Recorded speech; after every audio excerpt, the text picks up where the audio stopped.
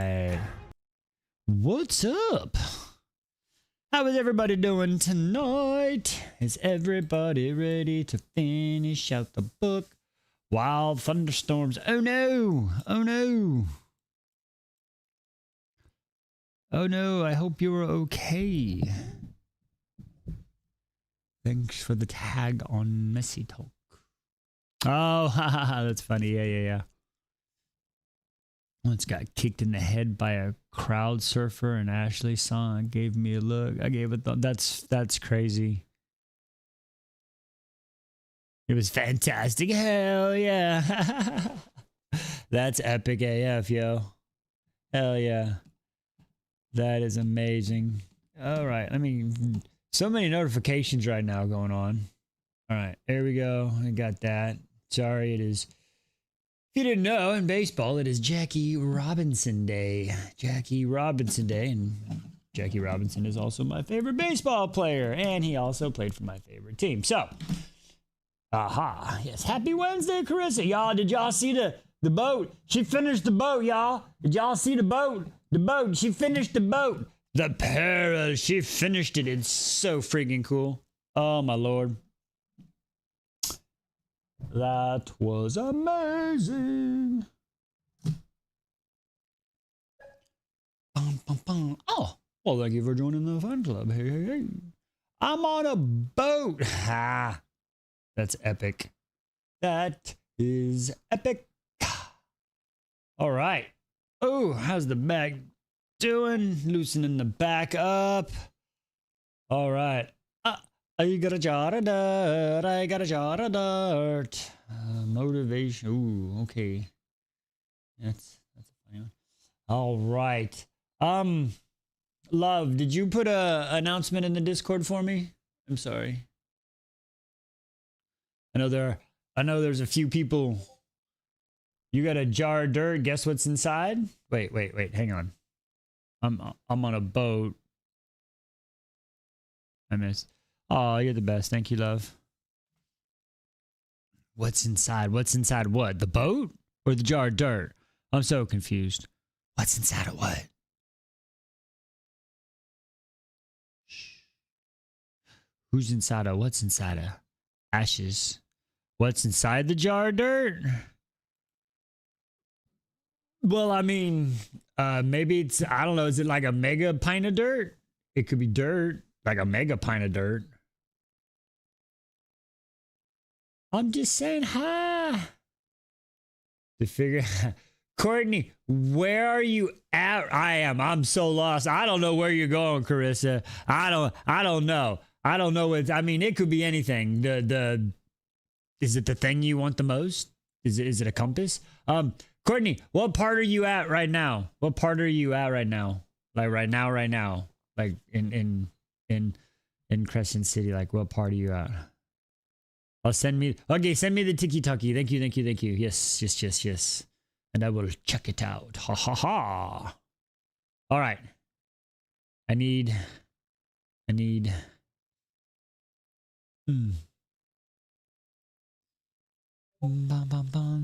Bryce just bargained with Cormac T. I saw. Okay.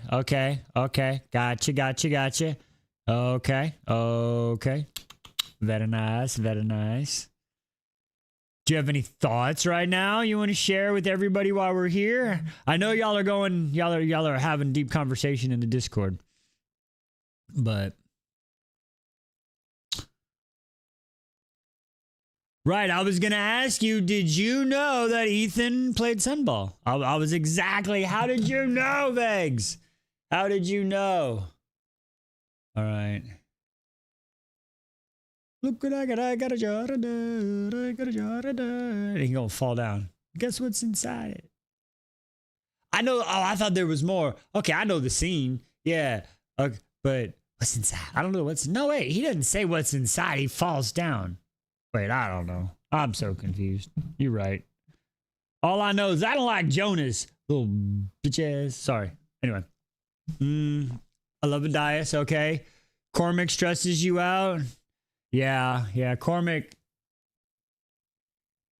Yeah. Yeah. And I'm confused on the moving parts.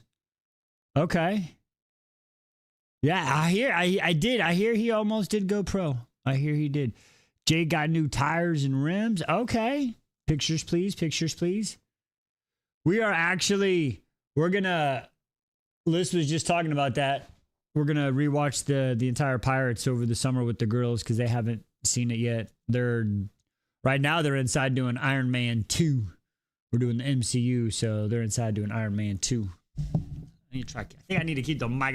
Let me know if the mic is too far away, if y'all can't hear me. I'm gonna find a good positioning for the microphone. All right.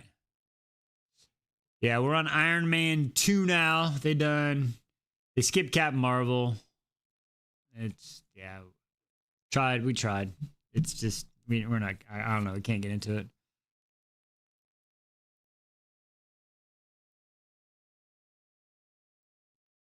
Oh, Courtney, I highly recommend watching them. It's great. It really is. I'm weird. And the second Iron Man is not bad. It's not bad. I mean, listen, the second Iron Man is character development. Okay, it's all it is. You have to go through it, and that's why everybody's like, oh, it's not that. It's not the greatest movie, no. But you have to have that for fucking Tony Stark to become Tony Stark, and for him to actually become Iron Man. So it's you got to show it. Otherwise, it's like, oh, there's nothing there. You know what I'm saying? Yeah, they're good. They didn't live up to the hype as the first one, so they're fine. 3 is a good one too. Again, the development with him, and I don't want to go any crazier, like, because people haven't seen it. You know what I mean? I literally walked away. I'll have to look back what you said, but yeah, I'm just saying, like, they're there. You have to have the character development. Jay got new tires and rims and they look sick. I say you need to post pictures so we can see how sick they look. But seriously, they're good movies. You need the character development. And otherwise, if you don't have it, then you don't grow the connection with Tony. You just go, oh, he's fucking Iron Man. You have to have that. You don't realize it until you're done. And that's with all of them. That's why Thor 2 is a little bit Is it good as the first one? I liked all the Thor movies. Now, yeah, Dark World was a little bit slower. I think Ragnarok was probably my favorite, honestly, if I'm gonna talk about that. But yeah, they're good movies. You need them to grow that bond with the characters, which makes literally the end game better. Okay, it's just period, straight up.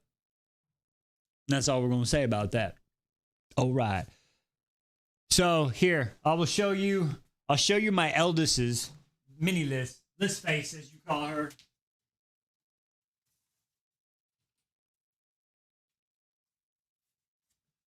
So see, Liz face, we ranked them as she watched them. You know what I mean? So she ranked them, and as we watched them, and then put them up there. So, like, it is what it is. You might like them, but yeah. And then as the mini me, she has them, but she keeps her little chart in her room. We don't keep it out here. And then now that the other one, once they're all due, I think I want to put them all up here on the one and see what they did. But yeah, we got Cap. She's got Cap, First Avenger, then Winter Soldier, Thunderbolts, Galaxy, Guardians 3, Guardians 2, Guardians 1, Spider-Man, Hoko, Iron Man, Endgame, Black Widow, Infinity War, Civil War, Avengers, Thor, Ragnarok, Thor, Ant-Man, Black Panther, Ant-Man and Wasp, Avengers, Ultron, Iron Man 3, Thor, Dark World, Iron Man 2. And then the other ones we didn't even talk about the other ones, which is a Hulk and freaking Captain Marvel. They're not even on the list. We're not a fan. Yeah. Anyway, that's what we got there.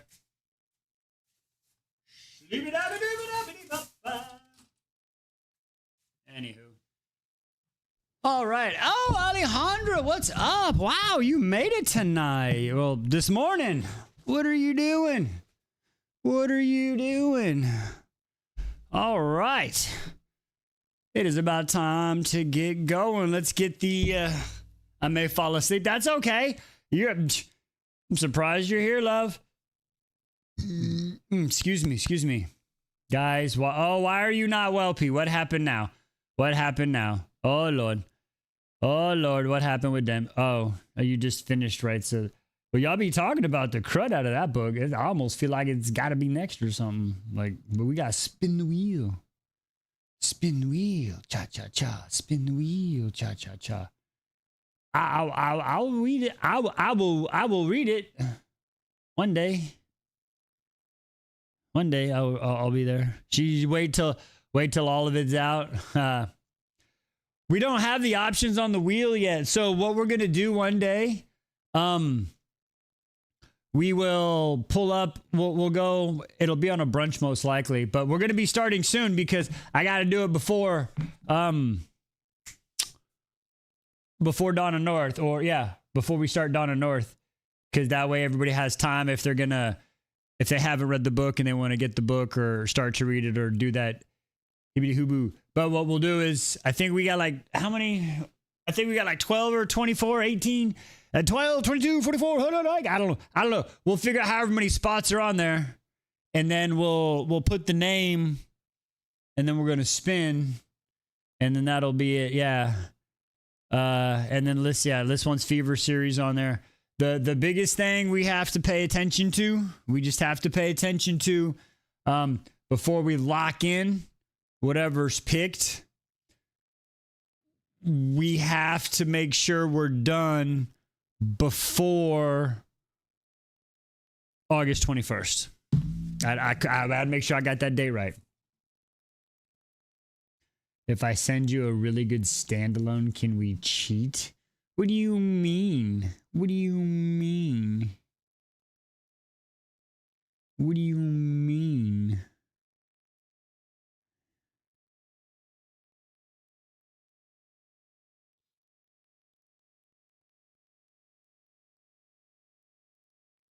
Well, I know, but what do you mean by cheat? You just want to slide it all up in there? You just trying to slide it in? So I think for Quicksilver, I think somebody said we were gonna wait until the next book came out on Quicksilver. I don't know. I don't remember. I'm not a smart man. Comes out October, August, September. Is someone making a chapter guide? I DNF'd the there already is P. There's one in the court already. DW has made one, if I'm not mistaken, and she even has worked in a 3-day buffer. A 3-day buffer, if I am not mistaken. Correct me if I'm wrong, please. But I believe that is what is happening, if I'm not mistaken. But I could be, because once again, I'm not a smart man. Bum, bum, bum. All right, I'm trying to make sure I'm catching everybody coming in here. Trying to see who's all here tonight. There's a reading scheduled for, yes, see? There we go. Aha. I thought so. Be there, you just might not have talked in the freaking thread, so that's why it didn't, and it goes quiet. Haha.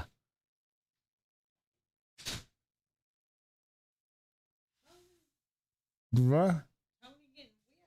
Yeah, Tony goes through it. Are we choosing which options?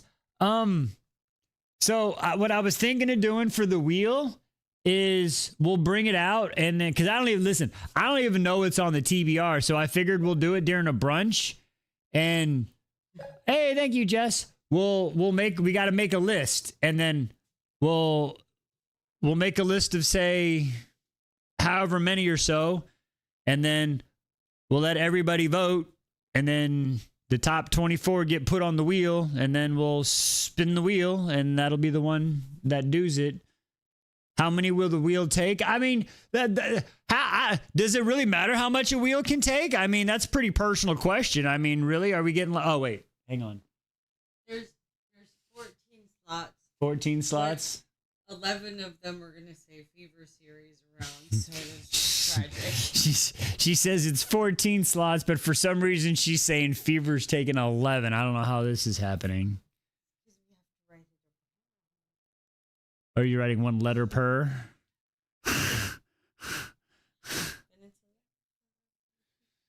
Oh, Lord have mercy. Oh.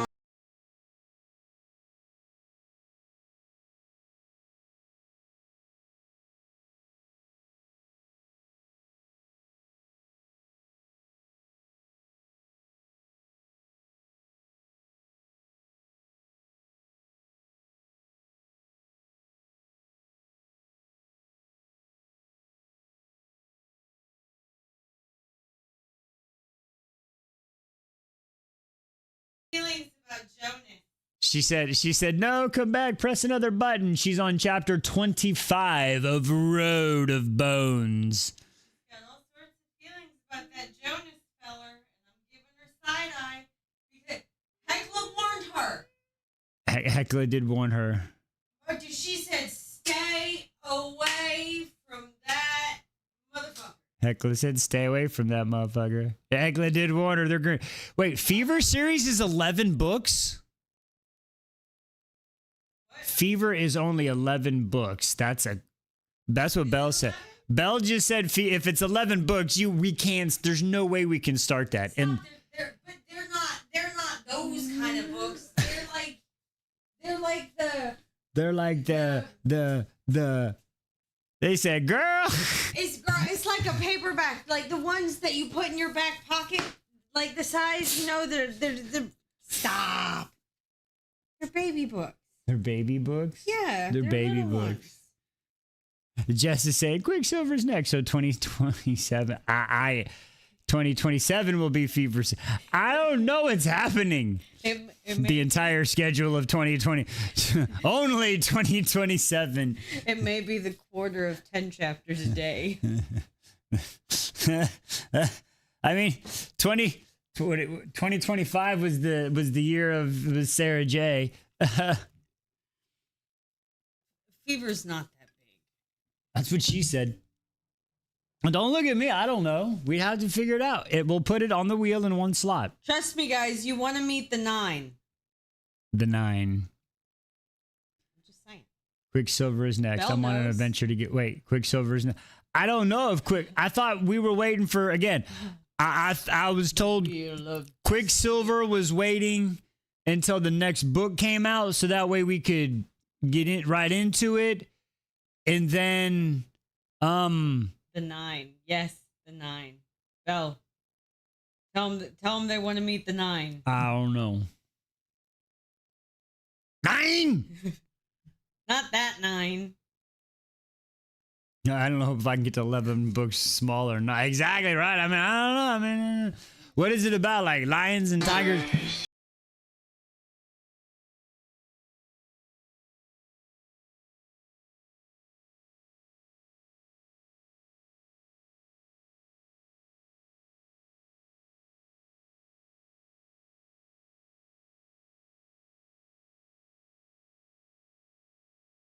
Welcome, Toe, and some cat butt.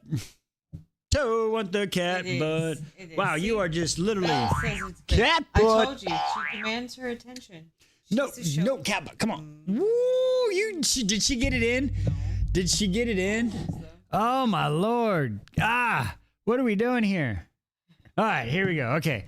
Our little burlesque dancer. Tio Gay took me out. What a song is that? I keep forgetting to ask. All right.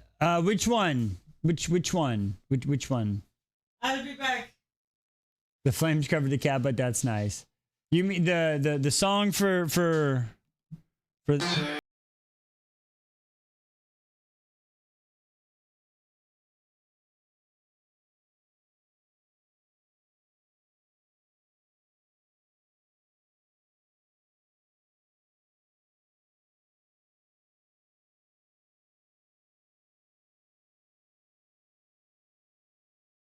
Okay, so yeah, there. Fame Series Fever.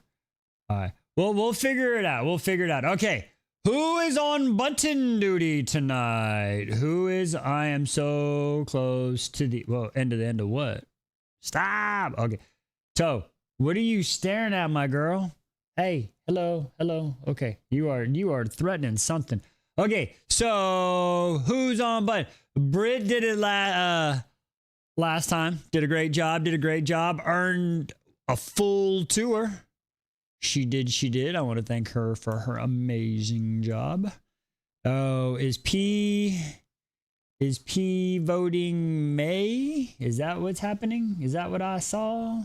Is May going to be here most of the night? Is she caught up? Is May ready? What is the button master? So the button master, basically every 5K you get a pick.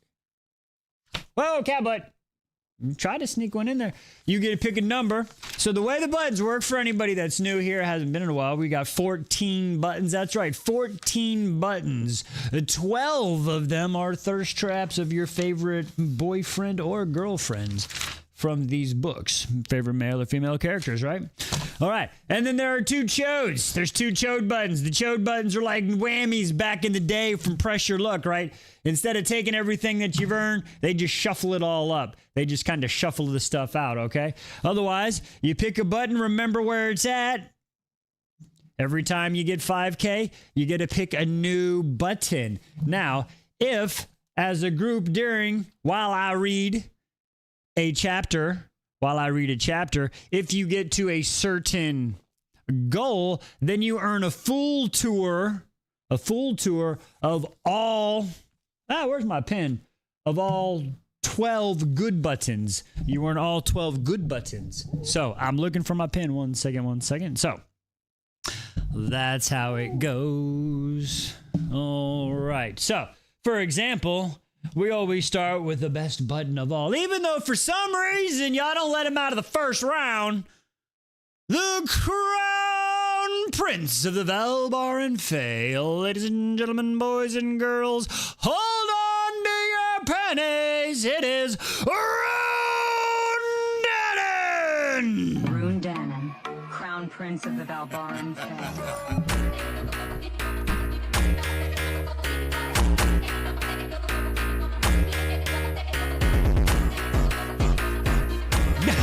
God, Emily.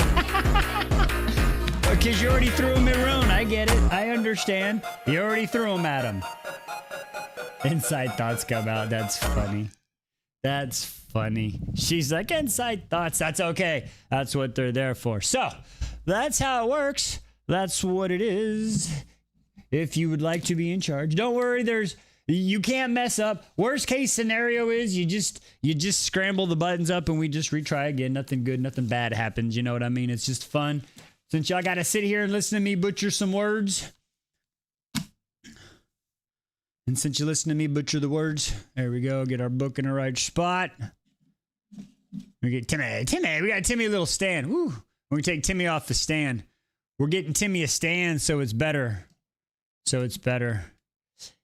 Is there a chode button? Yes, there is. There's 2 chode buttons, May. There's 2 chode buttons. 2 of them.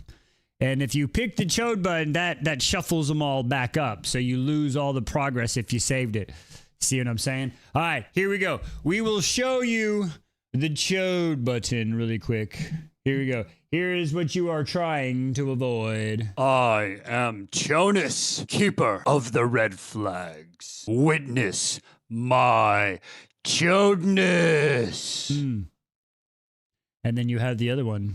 My name is Chode Barlow. All right, so those are the 2 chode buttons. And then, yes, Emily, as Emily says, button 1 is always safe. It will never change. But you can only pick button 1 before you can pick it again. You have to pick something else. You can never go back to back on number 1. He needs his reload time. Bum, bum, bum, bum, bum.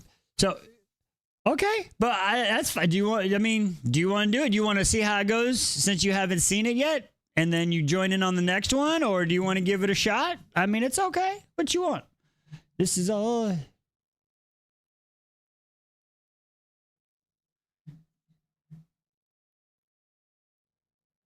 Boom, boom, boom. DW said she was due. Okay. They're going to team up. What? Twisted. They're going to team up and make this happen. What's happening online?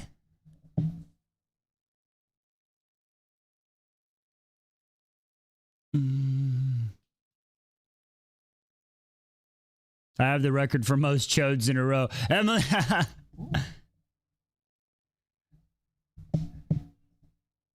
The cats are doing something crazy. I don't know. Toe's over there doing something wild. So, all right. Yeah. So, really quick. Okay.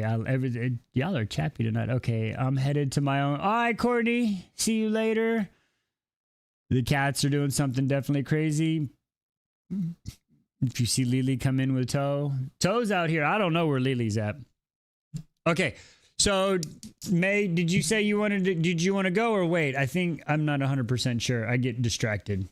I got chode on my second try during trivia 2 weeks ago. It's oh, girl. DW should go. Okay. All right. If you say so, not a big deal, but okay. Lily in her cardboard castle. Gotcha. All right. DW, you are on button detail, love. Are you ready? Are you ready? She says, okay. All right. Where are we starting out at? Let's get our okay, so DW is on the Wednesday. DW Wednesday. All right. We're already at 5K. Oh, you're at 7. So we're going to start you at 7 point. Now we're going to give you 8K. We're going to put you at 8K. All right. What's your first button to get us started? What is your first button to get us started? Get us started. Get us. Bam, bam, bam. She said 1. Duh. She's like, I'm going in easy. Rune Demi, That's what she said. Crown Prince of the Valbarans.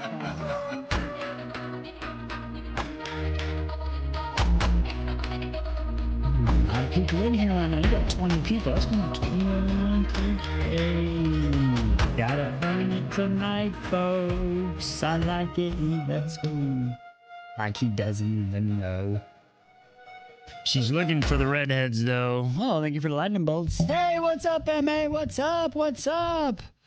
All right. She's looking for the redheads. That's what she's looking for. She's looking for the redheads. My live bugged with the button. I see what you're trying to do. All right, folks. We are going to finish it tonight. That's right. Oh, also, ladies and gentlemen, just so you know, we took Timmy to urgent care. They gave him a cool little eye patch. We took him to Twisted List urgent care. He got fixed. They got him an eye patch. So Timmy good now. He's got depth perception. So just so you know.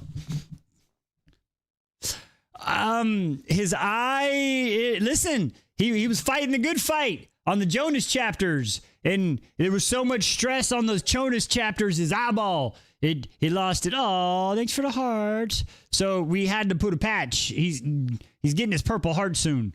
We're gonna get him a purple heart. It's gonna be great. Exactly. The TL Medical Center. All right. So, all right. We're getting into it. We're getting into it. So, all right, Carissa.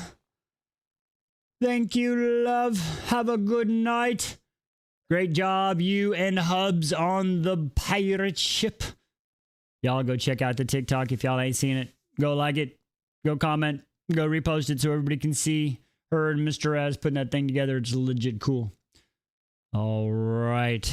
With that being said, ladies and gentlemen, boys and girls, voices around the world. Wise Beyond the Stories proudly presents the conclusion of Kingdom of Claw. You know what?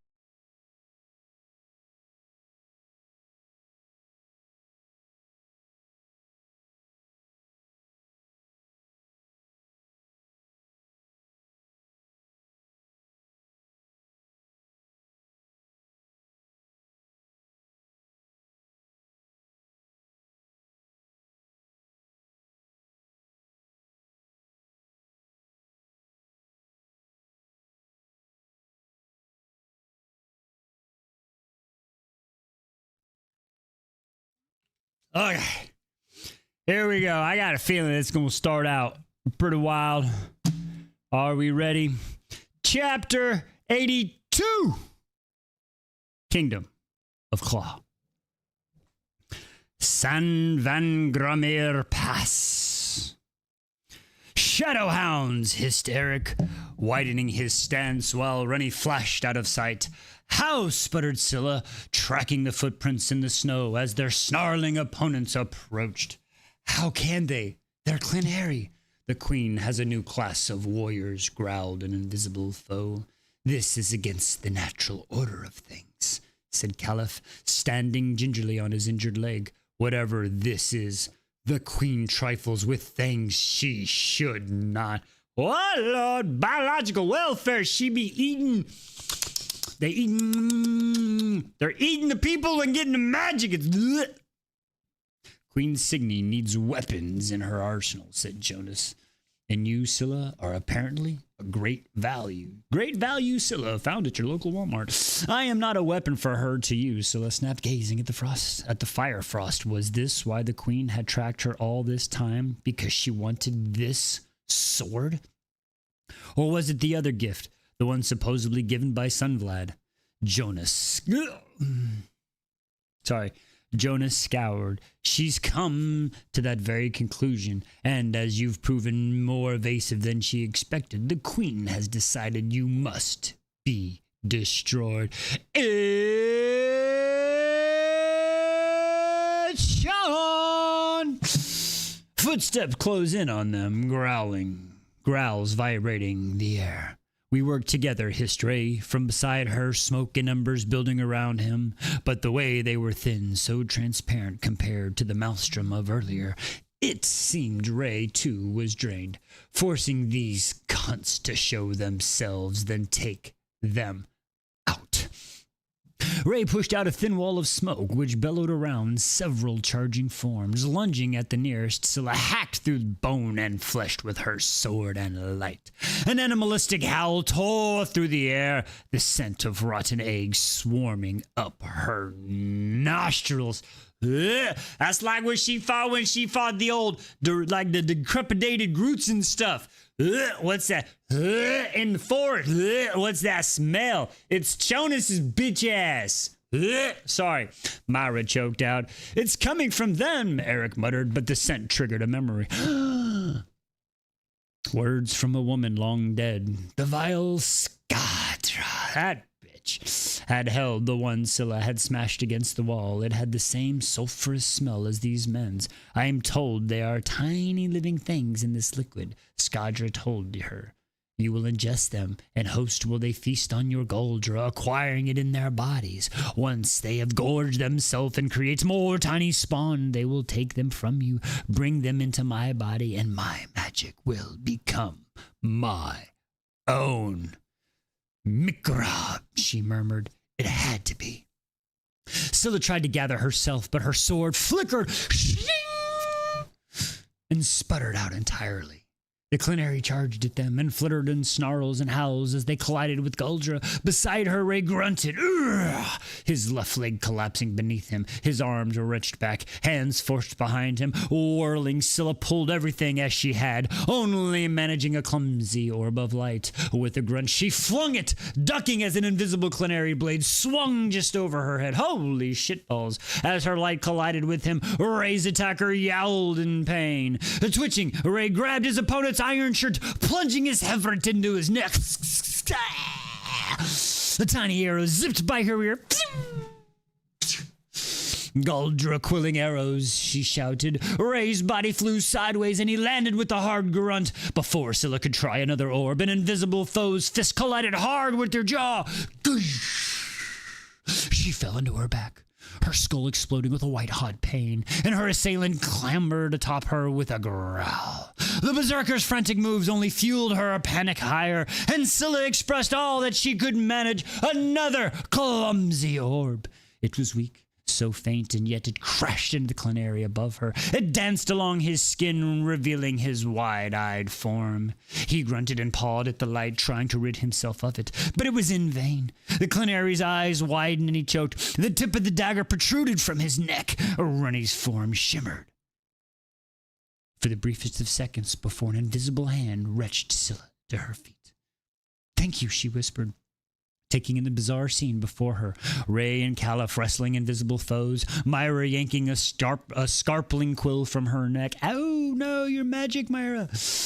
Caliph's head snapped back, a quill embedding in his shoulders.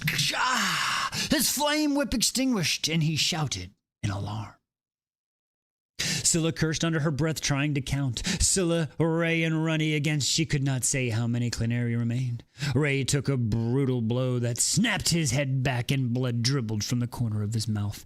Animalistic sounds shook the air. Ray's left leg collapsed once more.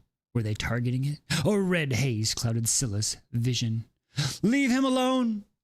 she screamed, springing towards them. Air hissed out beside her ears, a longbow's arrow thunking in the snowbank behind. Scylla whirled to find Judas.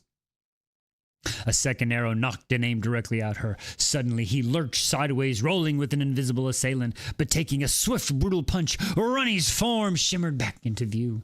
Eyes closed, her head lollied to the side, but she was still breathing. A clenary barreled at her, and Scylla dodged the man's lethal blow. From the corner of her eyes, she tracked Ray. Wrestling with his invisible opponent, Ray tried to express with his bare hands while grappling with the men, with his others. With the shout, Ray crashed his head into what must have been the man's face. A wet crack preceded a hot spray of blood. Ray could finally express, smashing his red-hot fist through the chain mail and flesh, straight into the assailant's torso. But then it happened. A quill sank into Ray's neck. The smoke rising from his hands vanished in an instant, and Ray bellowed a loud curse, and Scylla's stomach lurched. His Goldra was sniffed out. "Move on and I'll end him," growled Jonas. Another longbow's arrow knocked, pointing directly at Ray. Blood thundered in Scylla's ears, blocking all else out. They surrounded, doomed. The bearish trickle the left in the heart of her magic. The twang of the bow draw a scream from deep within her, but Ray twisted a clenary corpse, using him as a shield. Pain blazed through Scylla as the broadside of the sword came down on her wrist. Quicker than she could react, her Galder collapsed, the arm wrenched behind her back. Her assailant twisted her arm upward, tendons popping, pain lashing sharp until Scylla screamed. You know who has to deal with that? Violet does. Violet has to deal with that. That sucks. Sorry. The scent of leather and iron surrounded her, driving her anger to new heights. Curls drawled. Jonas, you about to have to take over this chapter, Timmy, I swear. Pulling her arm up tightly until it felt as though my bone might snap. You've learned some new tricks, but it seems you've still got the same weaknesses. She struggled against him, disgust curling in her gut. "Don't touch me, you cunt." Jonas grunted, stumbling to the side. His grip had on her loosened, and Scylla wrenched free, lunging for a Heverod laying nearby. Axe-eyes, Jonas growled, pulling Ray's obsidian hilt dagger from his thigh and tossing it aside. Whirling, Scylla advanced on Jonas. From the edge of her vision, Ray's chin snapped up as he took a punch from an invisible adversary. And she realized he must have left himself open as he'd thrown the dagger. His body crashed sideways as if he were being tackled. There were too many of them, and he couldn't see them, couldn't use his Galdra. This ended here, now. She turned on Jonas, Heverod in hand. "Oh, you TikTok, anything that happens now is for entertainment purposes. It is fictional characters. Do you understand, Tiki-Talkie? It's fake. It's all fake." She turned on Jonas, Hevered in hand. It was just Scylla and Jonas on the snowy terrain, and she had the mountains on his back, rushing Jonas with the speed that he did not expect. Stumbling backwards, Jonas crashed in a sheer wall of black basalt. A low rumble sounded from far above, but Scylla was diving into Jonas, channeling the anger and bitterness into low blow after blow after blow. The move she'd practiced each morning with Ray came to her like second nature. But Jonas was larger, far stronger, and had years of experience on her. And once the advantage of surprise had faded, Scylla was quickly outmatched. Thunder cracked overhead, diverting the attention for the barest of moments, but Jonas did not hesitate. With a swipe of his blade, he sent her sword flying, leaving Scylla twisting and duckling, stumbling back in a clumsy retreat. Her foot caught on a stone, but she tumbled to the ground. How sweet this vengeance shall taste, snarled Jonas, advancing on her. Sweeter still knowing, by ending your life, I will wipe the black stain from my family's name and earn back our lands. Go eat a dick! The thunder grew louder, but it did not break. The sound of was ceaseless and growing with each passing heartbeat. This is no way to restore honor to the family's name. Scylla bit out. You bring more shame upon them than your father ever did. Oh, what a low blow. I like it. With a scream of rage, Jonas charged at her, but the clamorous sound reached its crescendo, rattling the ground and clattering Scylla's teeth. Jonas paused, whirled, but it was too late. A bellowing cloud of white devoured the mountain peak and the trees, the very sky above. Hunger and destruction and unstoppable, it consumed them too. The powder surrounded them, and Scylla choked on a scream as the snow pelted her face, her body, and then it slammed into her, a wall of frigid, smothering pressure that jostled her through. Jostled her as though she were made of straw. And at last there was only blackness. Pow! Lord.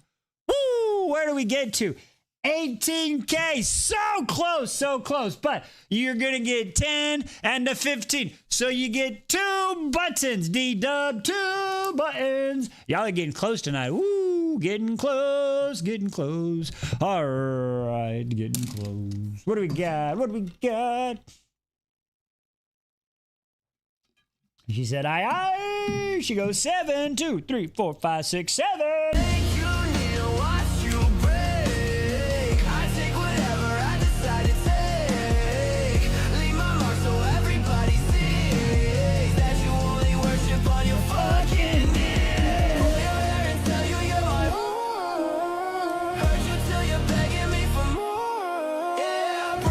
All right, and the second button. I wonder if she's taking notes tonight, y'all. I wonder if she's taking the notey notes. All right, what has she got?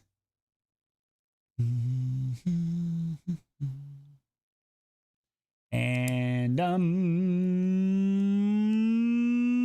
3.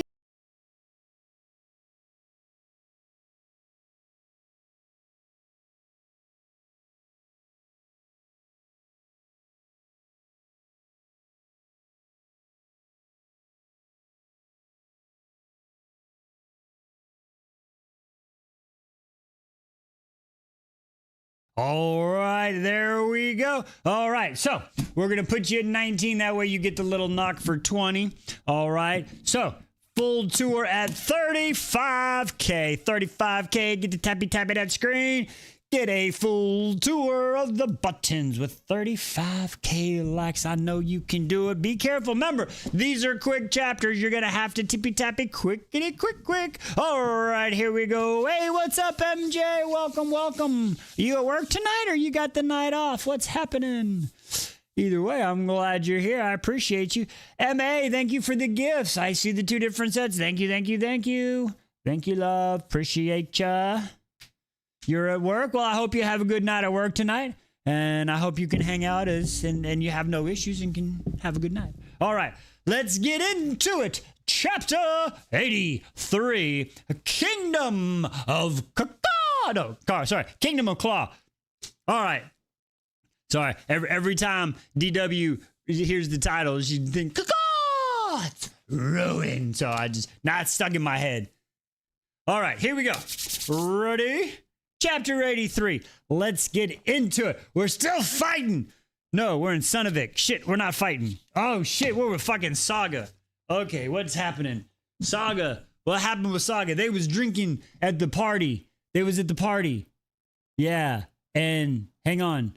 They was at the party, and she was in the head, and Sis said, Kingdom of Claw! Yeah, and Sis said, that's right, Sis, I didn't mean to tell. I'll tell you what, if you're not sure about that, ask P how she feels about Usur or whatever being the sister. Just wasn't gonna tell. Just ask P about that. She'll give you the whole. I'm just playing. Anyway, so then yeah. Oh, thank you for the gift thing. The heart. And then Signy was like, "You got secrets." Okay, that's where we were at. Okay, son of a. I don't want TikTok to exactly. P, I'm with you. Entertainment purposes, Tiki-talkie. Entertainment purposes. All right, let's get into it. Man, y'all are killing it tonight. We got 21 people, 21K. Let's go. Chapter 83, Sunavik.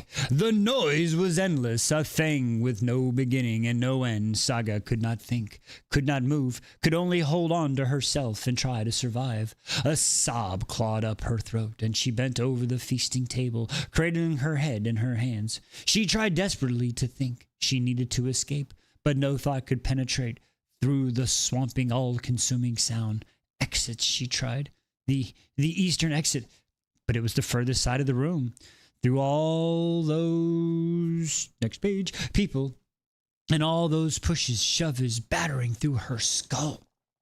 Trapped. She was trapped. No escape. No exit. Panic squeezed around her, trapped in the air of her chest.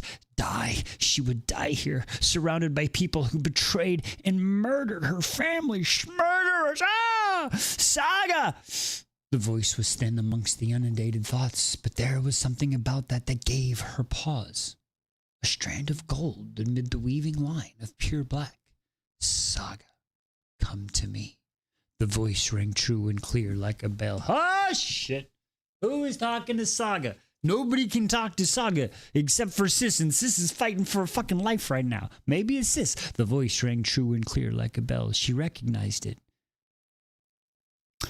Asa, here, somehow, amid this night of nightmares, a light for her to follow. But she followed the sound, moving deeper into her consciousness. The feasting hall grew more and more distant. It was black all around, and yet Saga had always yearned for the shadows. Here, it was peaceful, restful. Saga breathed in, exhaled slowly. She straightened her spine and examined the space. In the absolute blackness, a distant glow grew larger and brighter with every heartbeat. And as it grew, so too did a silhouette. The lines slowly grew more defined. A woman, her hair, a tangled wild curls. Saga! Exclaimed the woman, lunging at her and wrapping Saga in a tight embrace. Saga hugged the woman back, and a wintry taste of frost and evergreens tickling the back of her tongue. The scent wafting from her curly hair wrapped around Saga even tighter than her embrace. It smelled of the gardens on the summer night, and they fled from their nursemaid one last frolic. It smelled of the blankets that they curled under as mother told them stories by the candlelight. It smelled of sweet rolls and roa and unconditional love. It's you, Saga whispered, squeezing Asa tight. It's really you, her little sister whom she'd mourned for 17 years. Saga had never dared hope for this, had never truly let herself believe. But this was real. She was real. Drawing back, Saga studied Ace's face in the brightening glow. A large brown eye framed the thick lashes and smattering of freckles across the bridge of her nose. She traced the crescent-shaped scar at the corner of her sister's eyes. Asa, she whispered, how are you here? Asa's brows furrowed, a line forming between them. I don't know. How are you here, Saga? I retreated into my mind, said Saga. My sense has lost all control. My shields, I cannot weave them back together. Asa, worried, seemed to deepen. You've lost control of your Galdra? Saga pressed her lips together. Something like that. I cannot block it. The noise is unbearable. Did you drink something?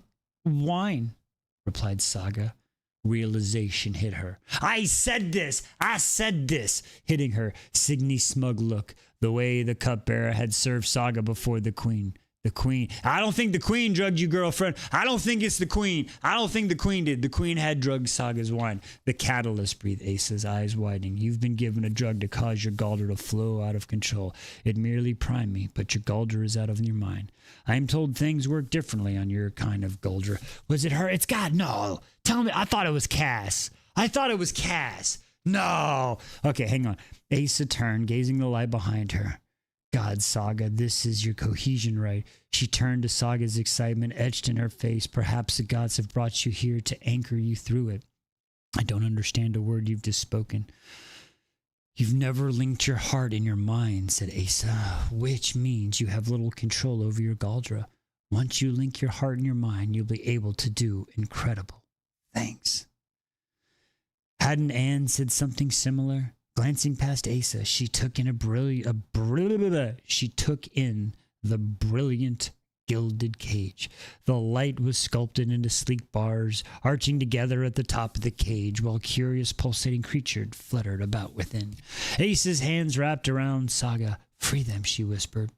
It won't hurt you, I promise. As they stepped near, the small creatures imprisoned within the cage came into view. A sob broke in her heart, tears singing in her eyes. Inside the cage was a flock of winter-winged birds. A part of herself caged away all these years, waiting for Saga to free it. There was something so circular about it, a rightfulness. These birds were the heart of her being, a part of her she never knew she was missing. Calm your power, Saga urged Asa. Saga's fingers stretched out, reaching for the delicate, gilded door. Her fingers brushed it, then pulled it open. The birds flapped, feathered wings of light, soaring from the cage. Free at last. Saga gasped. Pure light rushed into her, flowing through her veins like a river freed from its dam. Every part of her felt connected. Every thought, every memory, every muscle, every beat of her heart was woven in thousands, millions of tiny linkages. And in that moment, Saga felt it all. Deeper inside her, something ancient yawned, stirring awake from its long slumber. The wild, euphoric power in her veins calmed gradually, spilling into a pool rapidly calm beneath her ribs. You're cohesed, Saga, said Asa, clasping her hands together. I can feel you, sister. I feel you so much stronger now, and I feel something else, something curious. Asa's brows furrowed. Saga could feel Asa, too. Cold pressure squeezed in from all sides, the need for air, the terror. Asa, murmured Saga. Realization dipped down her spine like cold water. You're not safe. Asa frowned. No, I'm not. Her hand slid along her throat. I can't breathe, she swallowed. Oh, gods, the avalanche. Saga saw memories which were not her own. A sword of light hissing in the gray skies. A blonde man crashing back into a sheer rock face. A wall of snow plowing down from above. Asa's eyes flared and she grabbed Saga's elbows. I cannot linger. I must return. Saga clasped her sister, hugged her fiercely. Alone. She'd been alone again, and she could not bear it. Remember, Saga. Asa pulled back. Remember your promise. Saga nodded. Her throat burned. I remember, she said. Go. Be safe. A black fog circled around Asa, whisking bits of her away, like sand in the wind until there was nothing left at all. An ache permeated Saga. The loss of things she never truly had, and in a moment her promise to Asa became more than words. It held meaning. Saga would be reunited with Asa, no matter what the cost. Determination settled in place. Saga asserted herself, probing the curious pools of power in her chest. Dull sounds filtered from above, and she knew her destiny was there, in that room, with those people. It's time, she thought, steeling herself. Slowly, Saga crawled out from the floods of her mind and into the light, the noise, the utter chaos. A wall of sound crashed into her, and so intense it knocked the breath from her lungs. Saga blinked, Ursa's face coming into focus, brown eyes widened with concern, turning Saga took in a deep line between Ivar's brows. Conversation had come to a stuttering halt, each eye in the room on her, yet still the thoughts blasted into her. Possessed by spirits she is. I knew the girl was not natural. A Guldra of the mind, to be sure. Perhaps she'll prove useful after all. Saga's gaze met Signy's, pale eyes in her pale face, framed by the palest of blonde hair. But her lips, tinted red from the wine, curved in victory.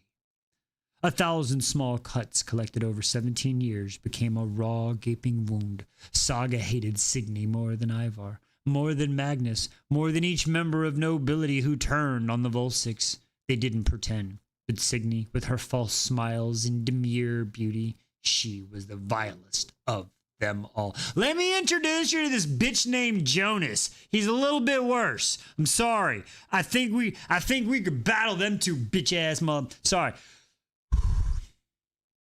Digressing. A beast inside Saga unfurled its wings and stretched its maw wide. It was darkness incarnate, alluring, empowering with gentle wing beats. It fanned the flames of her anger. Each wound Signy had inflicted was kindling for today, for this very moment. It was time for her to burn. Burn, baby, burn. Signy's a bitch. Burn, baby, burn. The creature inside her breathed in her anger, her hatred, exhaling pure raw power. It looked at Saga and smiled. There you are, daughter of Silva. I've waited so long for you. Oh, shit, son. 34. So close, so close, so close. So you're going to get 20, 25, 3 buttons. 3 buttons. So close. Burn, baby, burn. Saga is burning. Burn, baby, burn. I guess the prophecy, the rocker has been fulfilled. I guess the sleeper has awoken. She said 2 and 13. There's 13.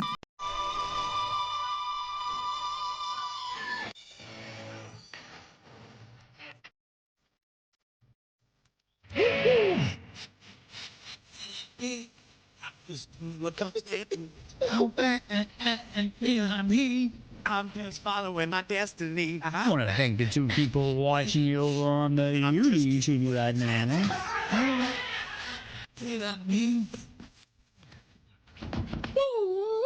All right, DW, you got one more button? No, and 10, 2, 3, 4, 5, 6, 7, 8, 9, 10.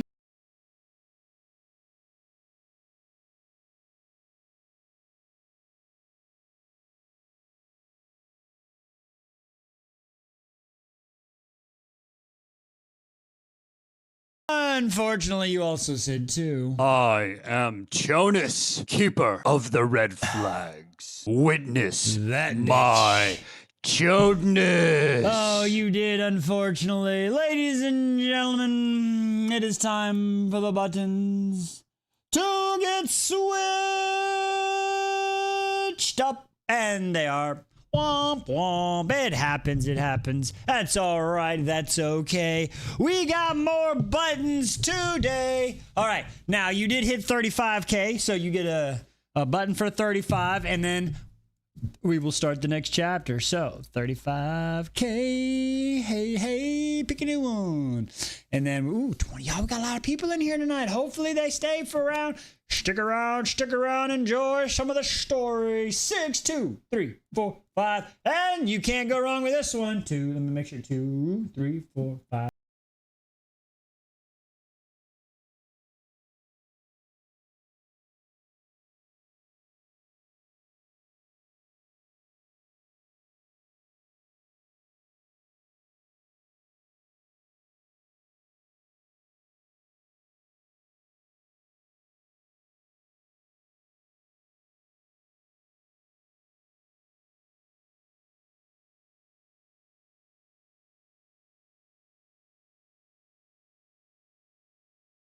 All right, so there we go. You'll get a full tour at 60. Let's not talk about that. The brackets have been rigged. I have experts going through right now. We are doing forensical information on the ballots and checking the systems right now. Just I've got people we're checking. We're doing recounts. It's like Florida all over again back in the 90s. I'm just saying. It's horrible. No, I'm just digressing. Anyway, all right, folks. I need to know what spells lists used. I'm telling you, it's that Etsy, which I don't think she hired an Etsy. I think it's just her. She got, listen, y'all, she got moon water, okay? We have moon water that has been sitting in our house for many, many moons, okay? Moon water. Ladies and gentlemen, moon water, okay? I don't know what you do with moon water. You don't moon the moon water, but we got it. Maybe we should sell some moon water. Twistedless moon waters. Moon water for you and for me. I'm not calling you out. I'm just informing them. That you have many jars of moon water. That's it. That's all I said. That's it. Yeah, see? Ooh, how about some moon sourdough bread? Moonado bread. Ooh, sourdough moon bread. Ooh, mwahaha. All right, anyway, let's get into it. Chapter 84. We're back in the past. Say it as much respect as you say what? The what? The moon water? Moon water. I mean, what am I giving him his respect for? Or am I giving room? What are you talking about? I'm so confused. Can I go back to the avalanche? Y'all are just I know what you're doing. You're distracting me so you can get more button press. Okay, 84, Kingdom of Claw. Let's get what's happening? What is happening here? I see what y'all are doing. Oh my God! Okay, it's happening. Everybody stay calm. What's the procedure, everyone? What's the procedure? Stay calm. What is moon water? Good question, May. It's water that sees the moon.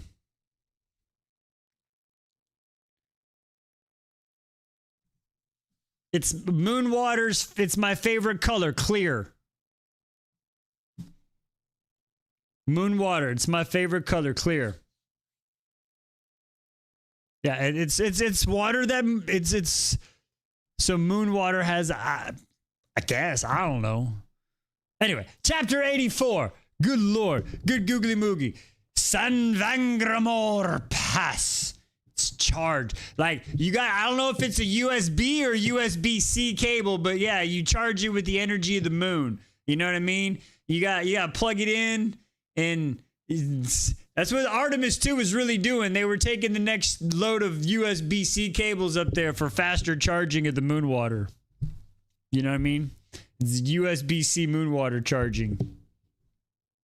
It's real stuff. Okay. Anyway, chapter 84. Sorry, we're getting so wild with this. Okay, Scylla returned to a jarring coldness. It pushed her on from all sides, above, below, penetrating. Whoa, hey, we did not ask consent, darkness, to penetrate this, penetrating her labrine armor, seeping into her hair, pressing into all creases of her ears and spaces between each finger, trapped, buried beneath a mountain of snow to the depths she could not guess. By some miracles, there was a pocket of air around her head, but it was finite. Already she could tell each breath was less effective. Bright dots edged her vision as she gave experimental kick of her foot, wiggle of her fingers. Nothing, lodged in place, stuck in a snowy tomb. Swallowing back her growling panic, Scylla prodded at her Guldra, pulling, dragging, yanking it forward. A flicker of light was all she could manage. Drained. Oh, gods, she whimpered, trying and failing to control her breath. She was trapped, buried. Would die in the snowy tomb. She didn't want to die. Not like this. She didn't want to leave Ray. God's Ray! Scylla was so consumed with panic that she failed to notice the particular sensation she felt the moment Saga had calmed her power. Familiar, yet not herself. Slowly, it opened one eye and peered at her. "I've waited for you, daughter of Silva." It crooned in a voice of shadows and echoes. Scylla startled. She knew that voice, could not forget it. In fact, panic tightened in her throat. It could not be. "It is," said Marker with glee. "How long have I waited for the pair of you to come into your full magic? At last I can fulfill Sylvana's bargain." Anger surged through Scylla at the memory. "You tricked her. You preyed on her in the moment of her desperation." Silva is a master of her own words. "A life for a life," she said. It was settled long ago. Her lungs were burning. Her throat, her limbs burned. She was buried. She was buried, lost to this world. Something inside her cracked. "Then take me," Scylla wheezed. Micers and irritation prickled through her. "A life yielded is not what I want." "What do you want?" "I want to play, dear Asa. Give me access to your heart, and I will save you." No, thought Scylla, anger flooding her. My pured Merker, his claws kneading her spine in a gentle, sinuous rhythm. "Such delicious passion you mortals have. I can free you from the snowy tomb. Let me in, Asa." "No!" "He'll die," said Merker, fueling her panic. "If you don't let me in, Galtung will die." Her mind was flooding with images. Ray strapped in a bed, flesh torn from his arms, his legs, skin ashen and groaned, head bobbing to the side. Her vision went black, except for the shimmering stars. Tired. She was so tired. Tired of running. Tired of fighting. "You promised her you'd be reunited," said Miker. What the heck is this guy's name? Myrook? Michael. Fucking Michael. I've never figured this guy's name out. Anyway, fucking chaos demon. Miker. Saga's face flashing in her mind eyes. "Remember your promise," rang Scylla's own voice. She squeezed her eyes shut, tears leaking down her cheek. "Give in," said Myrakara, "and I'll make it easy." Intoxicating candles unfurled within her. She wanted to give in, to make it all stop. But what did it mean to grant the god of chaos access to her heart?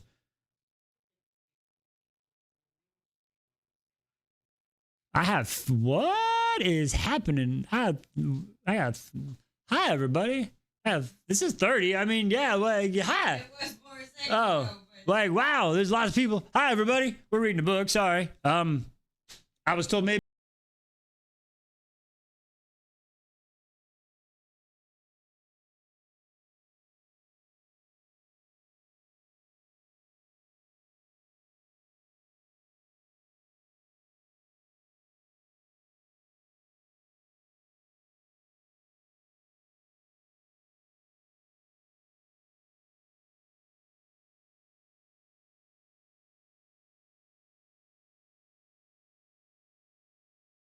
All right, there we go. All right. Sorry. I just want to say, I know people come in and out and I get into the story so I don't look up. So she was just reminding me. Okay, I am sorry.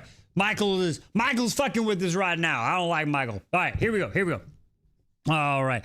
Well, access to her heart. What will happen? She asked. Her head spun. The end ever closer. You let me in. We escape the snow. And then, dear girl, we make them pay. A hunger grew inside her, one that had been long tucked away. Vengeance and death. Blood of the Clenary spilled on the snow. Scylla would take their heads for the role they played in the downfall of this kingdom. For every soul lost on the pillar. For each woman who'd suffered in their prison cells, we'll make them pay, Asa. We shall spill their blood. Everything's faded, save for the gnarling desire to kill. But some small thread of rational thought remained with Scylla.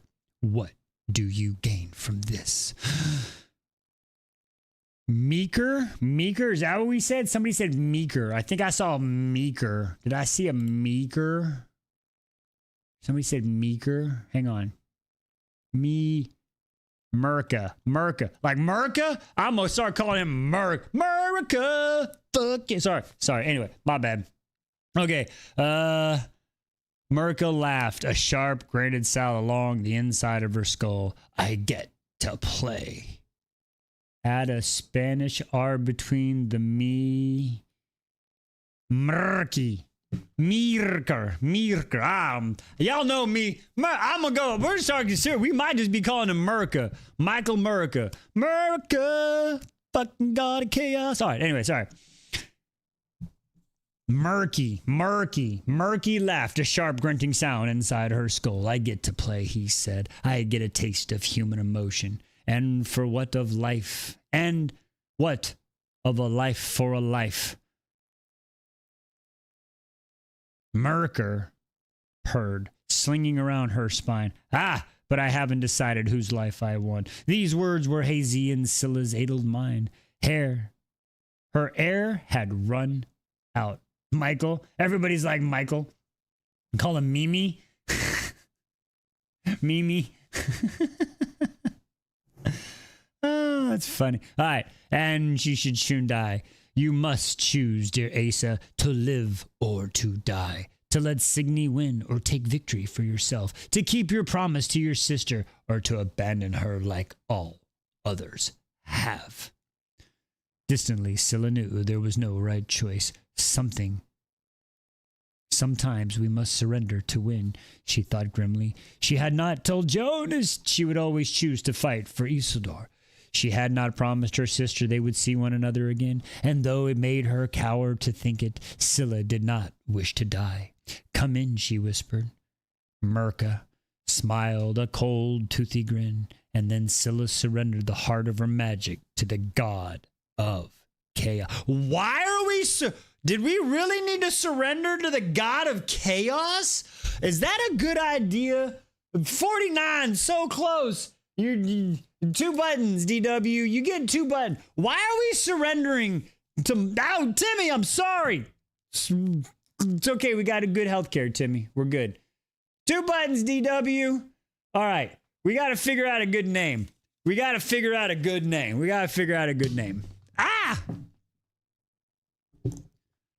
All right. 2 and 8.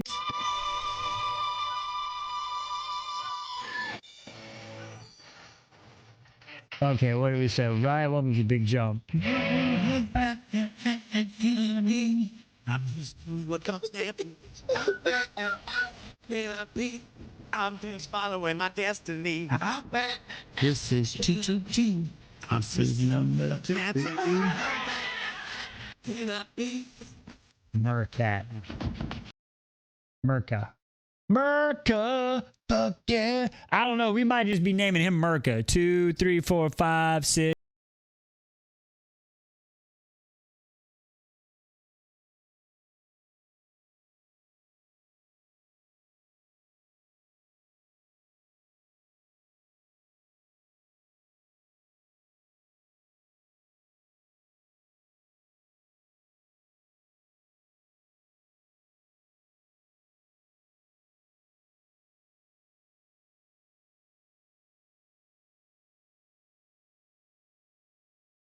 that is a new record. I just want to thank everybody for joining us. That's a new record for most people in here at 48.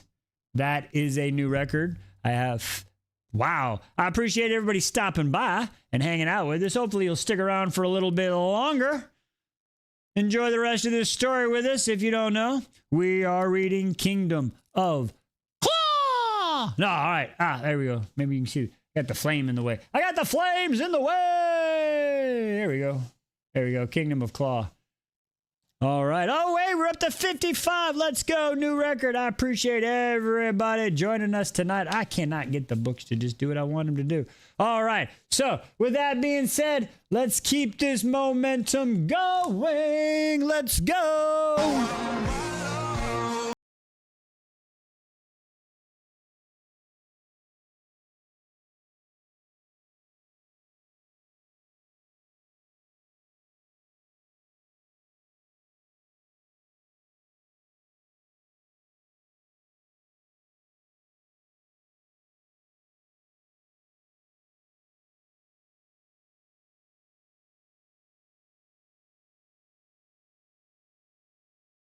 Ooh, thirst traps are all right. There we go. All right, folks, you're at 55. I'm giving you're at 40. You're at 54K. You'll get a full button tour. Oh, thank you for the gifts. That's awesome. Thanks for the confetti. That was pretty cool. Pretty cool. Thank you so much. If you know anybody that does give gifts, if you see right over this side right here, that we're working on some new camera equipment. So I appreciate all the gifts, everything that is donated to us. We put right back into the stream to give this a better experience. All right, let's get back into it. 70K will get you that full button tour. Until then, let's get into it. Kingdom of Claw, chapter 85. We are almost done with this, folks. The avalanche had plowed down the mountain, consuming all in its path, and yet it did not have the same breath as the previous one. And for that reason alone, Ray was left standing. But where Scylla had stood moments before was now nothing but white. A mound of hard-packed snow and ice. The entire God's damn mountainside slid free. Helpless! He was utterly helpless, hands bound behind his back, Guldra quilled with those infernal quills, yet Ray's heart still pumped hope through his veins. His girl was a fighter. He struggled against his restraint, desperate to get to her. But Ray's binds held fast, and with each passing minute his hope dissolved. Ice speared through him. It had been too good, too sweet. Things like that never lasted, not in his life.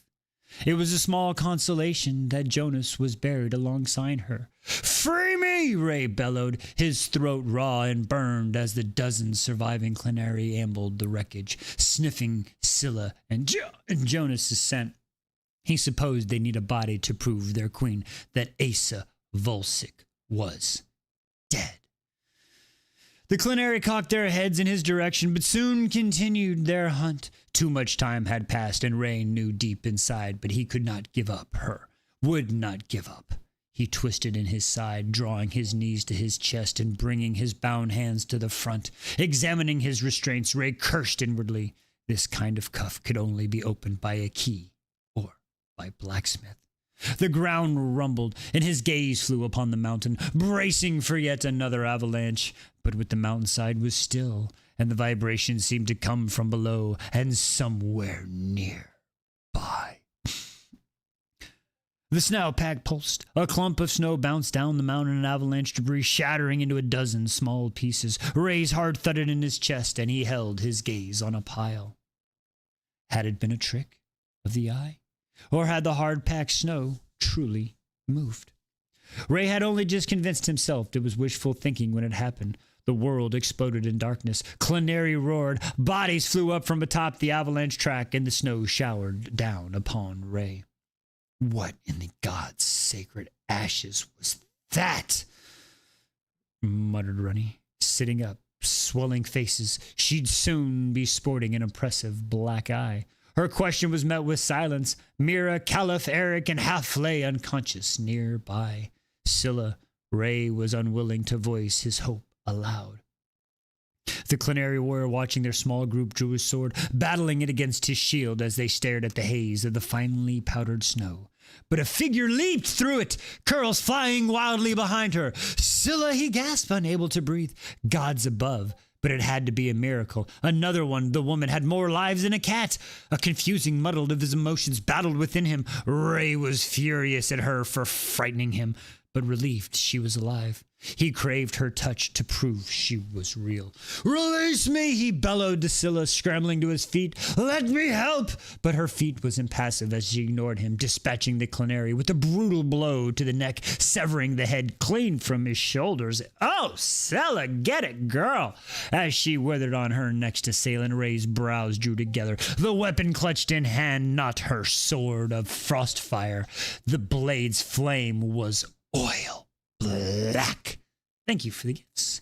Not only that, but her moves were preternatural, sinuous, smooth, impossibly quick, and far more advanced than the ones he had taught her. She fought through with incredible skill, with more strength and speed than the berserkers, and as Scylla relieved a second man of his head. Wow! One head, two head. Everybody gets a head except for you. A cold feeling spread through Ray. Something was wrong. She sprinted at the third and fourth snarling Clenary, taking them both at once. Ray watched, horrified and fascinated, all at once. Scylla whirled and ducked, the black blade slashing out like an extension of her body as she moved through. She knew her foes' moves before even they did. Blood arched through the air, painting the snow red. A pair of heads sunk to the snow. Bodies collapsed a heartbeat later. She turned to him. Ray drew in a sharp breath. The same crescent-shaped scar, the same pert nose and pale complexion, but along the curve of her neck, a dark blue vein stretched like tingling branches reaching for the sun. In her eyes, no light, only black. "Scylla," he murmured, taking a step back. "You're all right." "Yes," she said, from everywhere and nowhere all at once. "The best I've ever been." A chilling stretched down his spine. Not her voice, not his Scylla. "Who are you?" he demanded on the creature wearing Scylla's skin. "What have you done to her?" Ray took another step back, hands curiously still bound, though at least his front. She approached, black blade at her side. "Come back to me, sunshine. Asa sends her regards," said the voice. Scylla lunged at him, but snubbed. Runny's hands wrapped around her ankle with a growl. She turned, raising her sword for a downward strike amid Runny's neck. Ray launched himself at her, tackling her to the ground. Her sword fizzled, dissolving into the air as he pushed her bound hands to her neck. She snarled like a creature of darkness, her skin so cold, so very other. Scylla's knee came up, landing a horror. "Oh, and his nuts! Nut shot!" in his groin. Ray bellowed in pain. An arm slipped free. Her fist cracked his nose. Now clawing at his neck. The Hindrum quill must have been lodged in his shoulder. Feel free, landing on the snow beside her head. "Scylla," he growled, trying to shake off the pain. Ray pushed his body harder on her, trapped her freed arm up under the knee. She fought against the hold, kicking and snarling like a wild creature, but Ray had the benefit of size, the full weight of him bearing down on her. "You won't have her," he hissed. In Scylla's ears, Ray caged her in his body, the grip of her throat unrelentlessly. "She is not yours to take." A guilt and anger battled for dominance, but this determination won out. He would fight for her like she fought for him.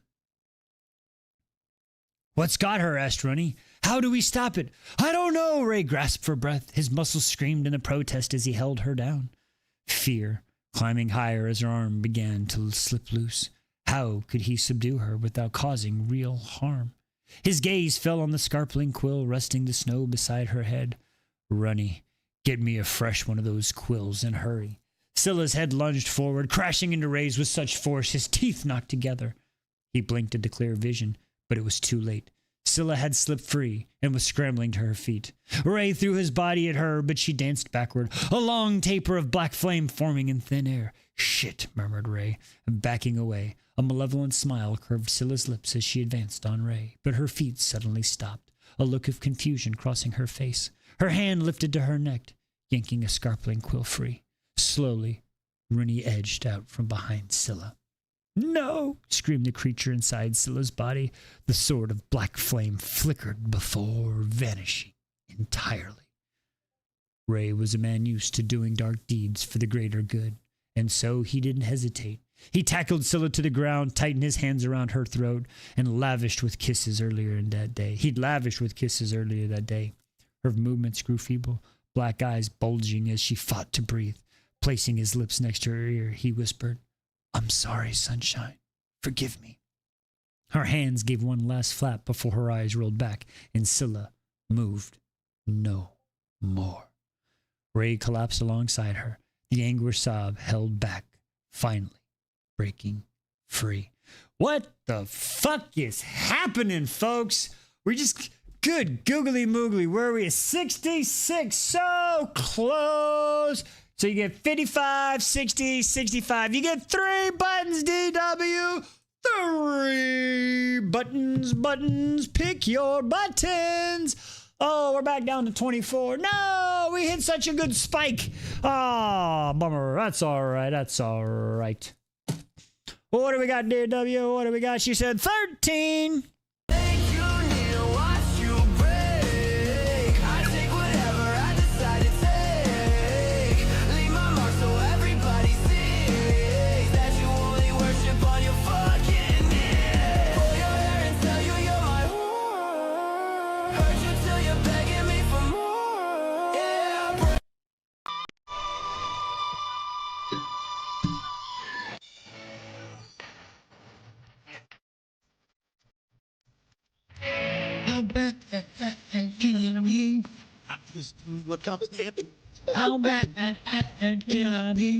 I'm just following my destiny. I'm just doing what comes happening.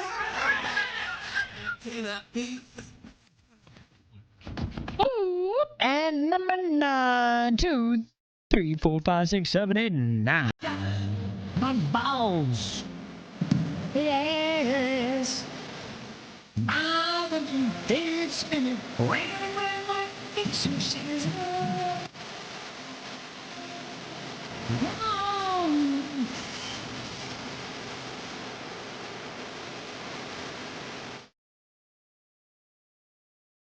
All right. Where are the redheads hiding? They gotta find them. There. All right, 85 to get the full tour. You can do. Come on, Johnny, you can do it. People mustn't have cut. We should have easily met. I'm telling you, gotta be tappy, tap, but that's okay. Here we go. Chapter, what are we on, 86 already? Are we really on 86? Good Lord. Chapter 86. Let's get to it. All right. "Daughter of Salva," said the voice in Saga's mind. "I've been waiting for you." She blinked. The strange thing ached in her back and protracted its claws in a delicious stretch. Was this her Guldra, a living thing that spoke? When she claimed her power from the shimmering winter-winged cage, it had felt like part of herself. But this was decidedly different, decidedly other. If only Asa was here. If only she had someone to ask. But instead, Saga faced a room of people who looked at her with disgust. "Together," said the thing, "we will make them pay. Would you like that, Saga?" Her anger burned brighter, hotter, so deliciously potent. For so many years she'd been powerless, forced to comply. "Let me in." What is this, the big bad wolf? "Let me in, not by the hair of Saga's chinny chin chin. Saga and together we'll make it end." In, she thought, confused. Saga could sense this creature within, now pacing to and fro. "We can make them pay," said the thing. Saga's anger flared as she gazed at the feasting tables, an entire room of betrayers and deceivers staring at her as though she'd done wrong. "Seize her," cried Signy, pushing to her feet. Guards rushed in from the corners of the room, causing Saga's heart to beat wildly. "They'll put you in dungeons," said the voice. "Pinned to the pillar, they'll make a spectacle of it, just like your parents." A sob built in the back of Saga's throat. She thought of her mother and father, of Anne and her little sister. The guards were upon her. Saga's arm seized and wrenched behind her back. Let me in and I will stop them. Let me in and we can avenge your parents and Anne and poor little Brindis. A child's broken body flashed in her mind's eye. Anger and revulsion churning within her. Yes, thought Saga, dazed and enticed, she tasted vengeance on the back of her tongue, but it was not nearly enough. Signy bloomed. Ivar, explain what's going on. She's Galdra, exclaimed Signy. I've placed a drug in her wine, and she reacted. Mother, exclaimed Ursa, surely you're mistaken. The king stared hard at Saga, as though searching for proof. Fear crossed his face, quickly twisting to a rage. Get her out of here, he bellowed at the guards, backing away. Saga was dragged away from Ivar, but Users following along with the table opposite side, arguing with the guards. We can avenge all the innocents they've slain, said the thing, strumming her veins. We'll make them hurt. The creature paused, a grin slowly spreading. We can make the queen hurt worst of all. Thank you for the gifts. Thank you for the gifts. An ugly feeling spread through Saga. She thought of Signy's story. A cat and the mouse. I am the cat, Signy said. I devour curious little creatures. Saga dug in her feet, bringing the guard to a halt. I am not a mouse, growled Saga over her shoulder. Her gaze bounced from the queen's white and blue eyes to Ivar's cold, hard ones. Nor am I prey. Let me in now, Saga purred the voice as the guard yanked her forward. I, Saga snarled, am a predator, and I will no longer be caged away. Despite all my rage, I am still just a rat in a cage. Ow! Get it, Saga! Woo! Do it, she told the thing, relinquishing control. It drew from her essence, draining to the last drop, then changed it somehow. Bonds snapped, rearranging, forged anew into something that was no longer self, but altogether other. Instead of gently lapping pools behind her sternum, it was a raging torrent of power churning through her veins, a thing that could not be tamed because it was chaos itself. She was merely a vessel for this power, destruction incarnate.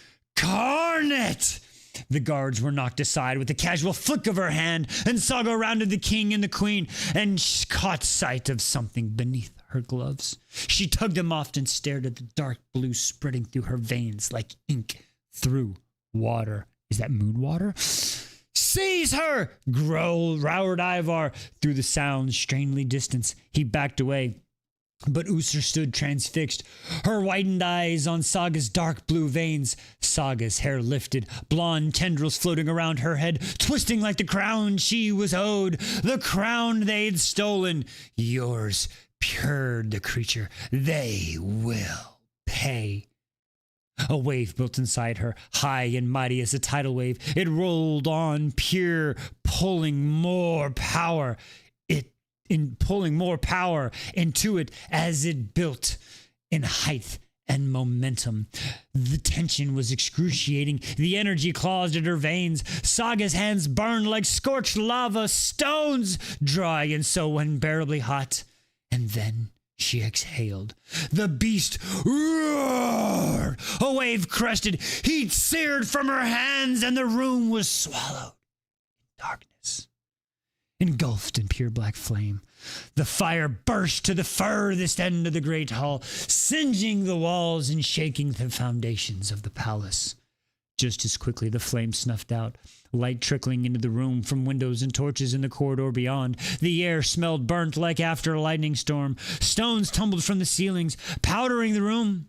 It was silent, but only for a moment. Then the screams began. People rushed through the room. A man sobbed over a woman's limp body. Blood gushing from his brow. Blistering and broken bodies were spewed throughout the hall. You did well, said the voice, yawning. Contentment rushed through her at his approval. She'd done it. Had made them pay. Now that you and your sister are awakened, we'll have fun. More fun than you can imagine. But now, it's time to rest. The beast curled up and laid its head on its paws, exhaustion surging through her. Saga lay on her own head down the feasting table, then more blackness as she drifted into sleep. Woo! 77! Good try, good try. You get 2 more buttons, DW. 2 more. Woo, the girls are going crazy. The girls, they don't have the eye of the tiger. They got the dragon in them. I thought Ray Ray was going to have a dragon in him, but he didn't. Just Ray Ray is a dragon. All right. What do we got? 4, 2, 3, 4.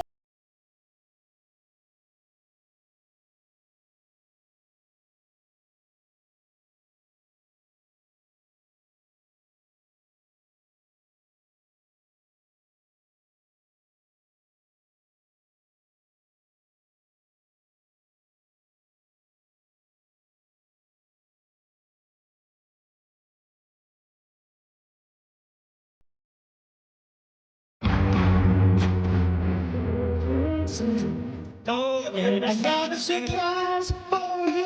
After this song is your.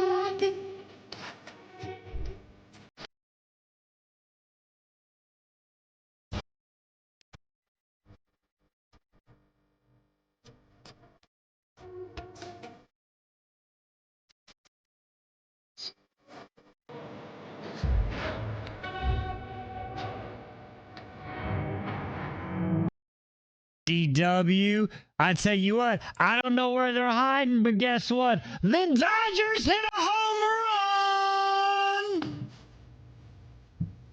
with fire. Woo! Play with fire.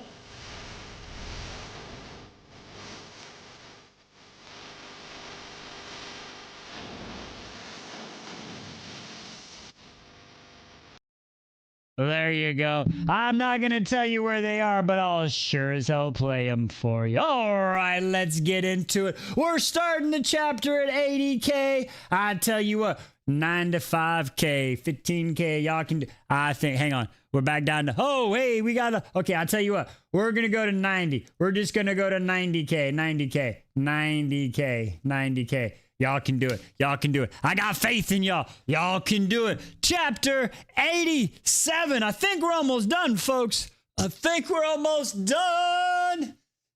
I'm happy and I'm sad. I don't know what to do. 87. Fucking Copa. Okay, hang on. Here we go. I used to see Copa. It meant but he might be. Okay, anyway. 87. Copa.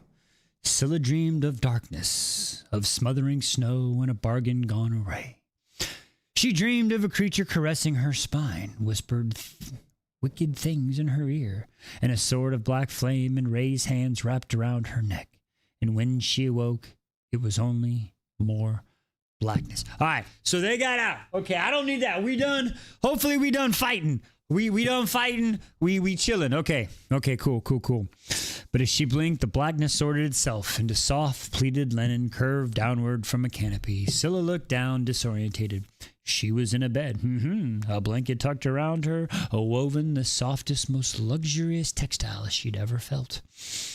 Rolling to the side, Scylla's head throbbed in protest. The room's walls were hewn from black stone, the floor the mosaic of polished black tiles.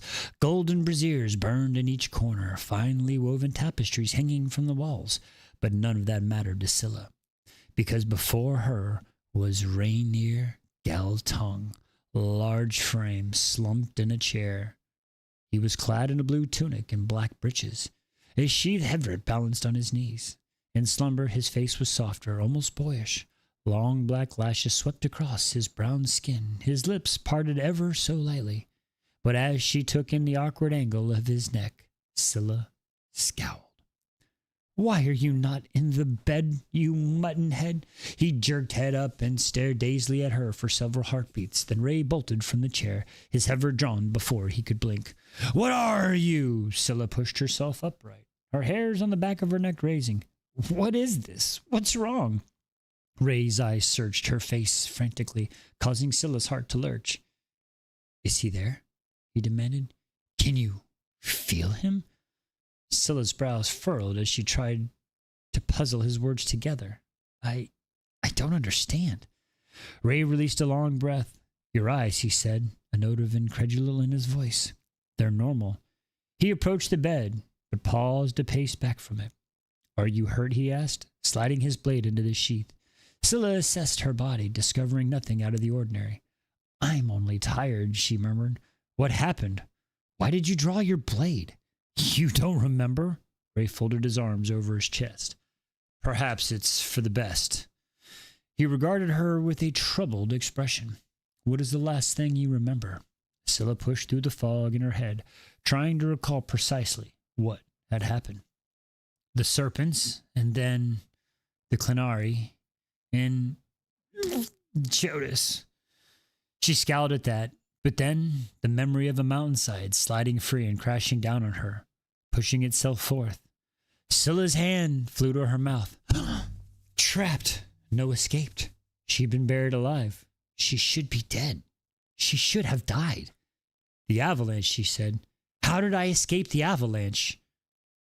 But those hazy nightmares were growing more vivid by the moment. A bargain with the Dark One, an explosion of snow, her blade slicing through flesh over and over and over. Bile rose up in her throat. It was real. Mirka? My mother's bargain? So it was the Dark One, murmured Ray. It was clear something had possessed your body. You were not yourself. Another face flashed in her mind's eye. Black braids snaking along the snow, dark eyes wide in the woman's pale face. Scylla's empty stomach turned over. Runny, she murmured. Oh gods, is she? Did I? Runny's fine. She pricked you with a sharpling squill.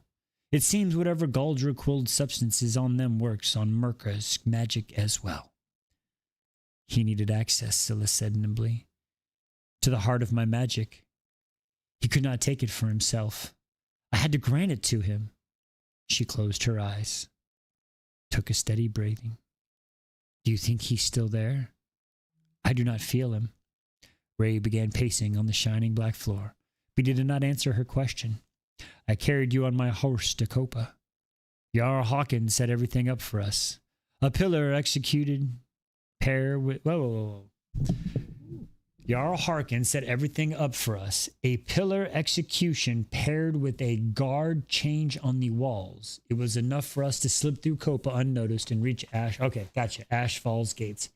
Ashfall, repeated Scylla numbly. The forest carved into the forest mountain. But then her mind took several steps back. I slept the entire ride to Copa, but that's... She tried to count the days. Here, the 1, 4, but gave up. 7 days, said Ray. We moved with haste. Scylla's mind reeled. 7 days? How could it be? Oh, gods. Saga. We must... Scylla threw the covers aside, making it to leap out of bed, but was stilled by a firm hand on her shoulder. Ray dropped to his knees before her, taking her hand in and stroked it softly. His eyes met hers, and Scylla's heart lurched violently. What is it? She demanded, fear and worry tangled inside her. We've had a word from Sunavik, Ray said softly. There was an explosion. Her free hand went absently to her mouth. Was she hurt? Was she...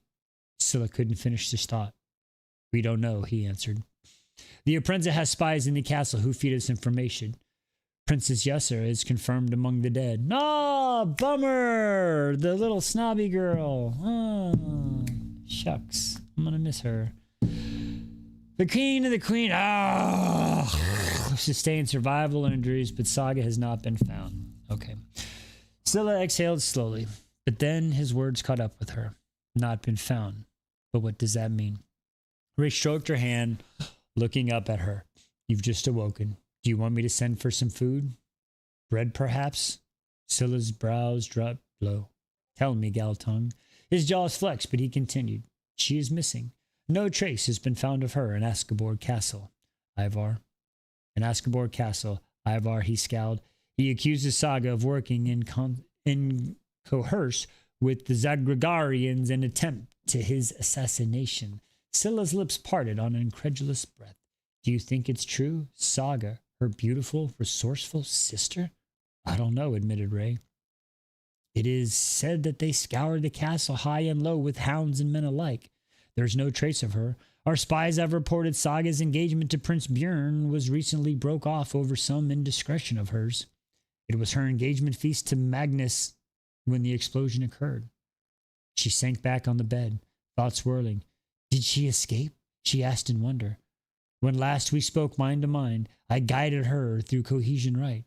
She had slipped into the catalyst. She had been slipped a catalyst. Her voice trailed off. Surely she had told me if she'd planned to assassinate Ivar. And surely, if it was an Imprenza who had her, your spies would know. But where did they leave Saga? Scylla's heart pounded with fear and cautious hope. I must contact her, mind to mind, to confirm her safety. Closing her eyes, she sought the deep folds of her mind, the place where she'd spoken twice to Saga. But as she probed inwards, Scylla realized she could not feel the heart of her magic. Scylla's eyes flew open, panic sliding through her. I cannot feel it. Ray dragged a hand through his hair, gaze distant. Rainier. He scowled at her, running a tongue along his teeth. For your own safety, we've been dosing you with those quills. Anger gathered within her. You what? Some suggested securing you to bed with Hendrum cuffs. I thought this a milder solution. Scylla's mouth fell open and she slammed it shut. Visions of her decapitated Clinary filled her mind's eye as she took a steadying breath. I understand, she muttered. It was wise of you to do so. But now I cannot access my Guldra. He shook his head. What of Saga? I must try to contact her. Sunshine. It's too dangerous, said Ray uneasily. If you'd seen what I did, surely you'd recall some of it.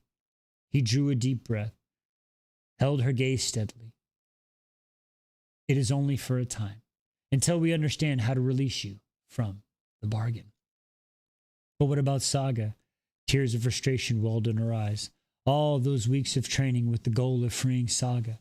And now that they were in Copa with Jarl Haakon's ear, Saga's whereabouts were unknown. It was maddening, infuriating. Ray's hand slid along her jaw, thumb sweeping a tear from the cheek.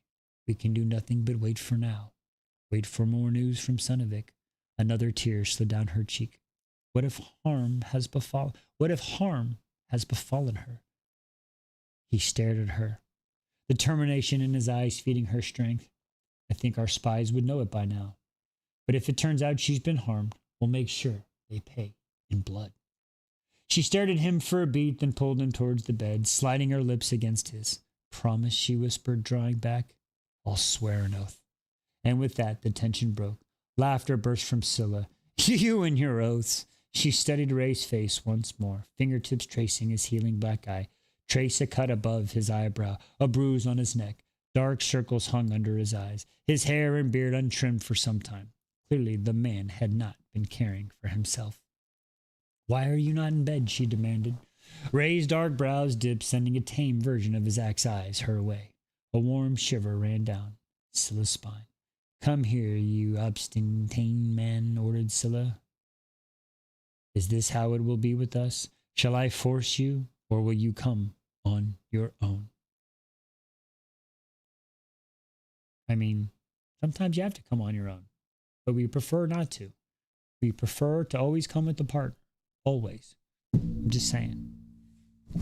Sorry. The corners of his lips tugged up curiously, making her heart sing, and she shifted over. He climbed on the bed, his large body bowing with the feather mattress. Scylla found her place, tucked in the crook of his arms, and slid a hand into his warm chest. Hey, Bobby! What's up, Bobby? Welcome, welcome. Hope you're having a good day. Tucked in the crook of his arms and slid a hand in his warm chest. I fear for you, Ray admitted. I do not know if you'd be you when you awoke. I'm me, Scylla said, probing inward once more.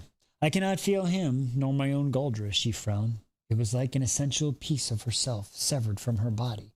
But she focused instead on Ray, and the steady beat of his heart through the wool of his tunic Slowly, she felt his muscles easing, as though they held taut until this very moment. She tried to gather her thoughts, but it was like wading through a bog. What happens now? She asked, uncertain if she wanted to know the answer. Ray's eyes fell shut. We wait, he said. Sooner or later, Saga's whereabouts will be confirmed. In the meantime, you rest. Recover from Sangravamagar Pass. We must search out all we can on Merca and his bargains. If King Holrif truly did as you described in that vision, someone knows something. Scylla chewed on her lip, lost in thought. And the Blood Axe crew? A long exhale. They've not yet found success in history. I fear the job may be more complicated than we ever thought. Ray cleared his throat. Jarl Håkon wants to meet you. He has things he wishes to discuss. Scylla's gaze met his, conveying her worries. A thumb skimmed along her jaw, smoothing some of the distress away. Later, he said softly, it all can wait until tomorrow. Ray settled on his back and Scylla snuggled closer. Soon she was lost in thought. Troubles in history, a meeting with Jarl Håkon, an assassination attempt on Ivar, and Saga now missing. Not to mention the goddamn bargain living in her body. Ray? Scylla asked softly. Everything's about to change, isn't it? He drew in a long breath. Aye, he said wearily. But his hand slid to where hers rested on his chest, fingers threaded together. He was warm and sturdy. Her rock in this crumbling world. Together? Whispered Scylla. Together, he replied. Woo! Oh shit, dude. You did it. You fucking annihilated that one, y'all. I think y'all annihilated it. Did y'all annihilate it? I think y'all crushed it. Did you get the kids involved? Is that what happened? Oh, wowzers. Wow, so many people's in here tonight. That's what I'm saying. I was trying to see exact number. Wow. Where we at? Where we go? 101K. Y'all destroyed it. Ladies and gentlemen, 101K. That is a full tour.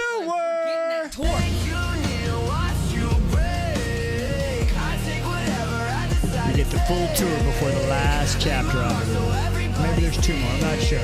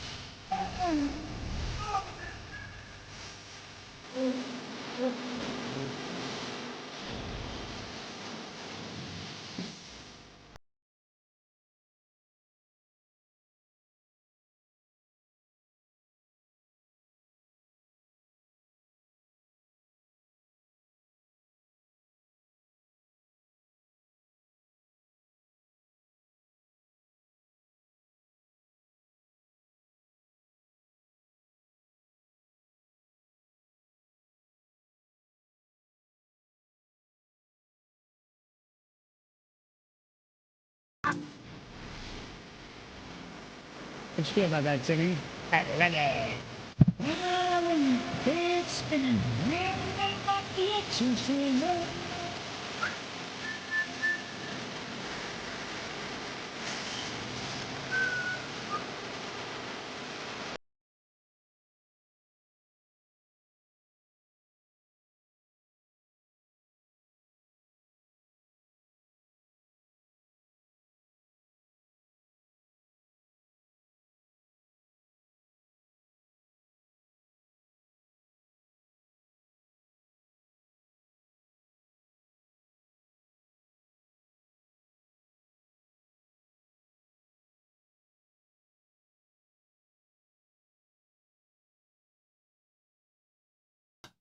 Who is that?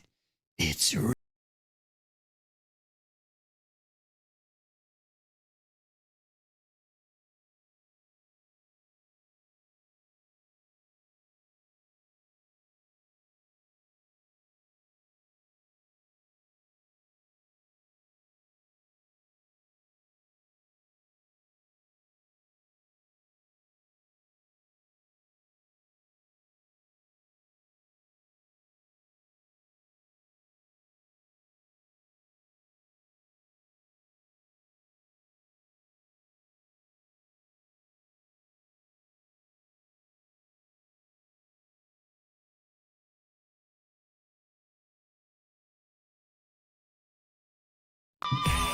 yeah, probably.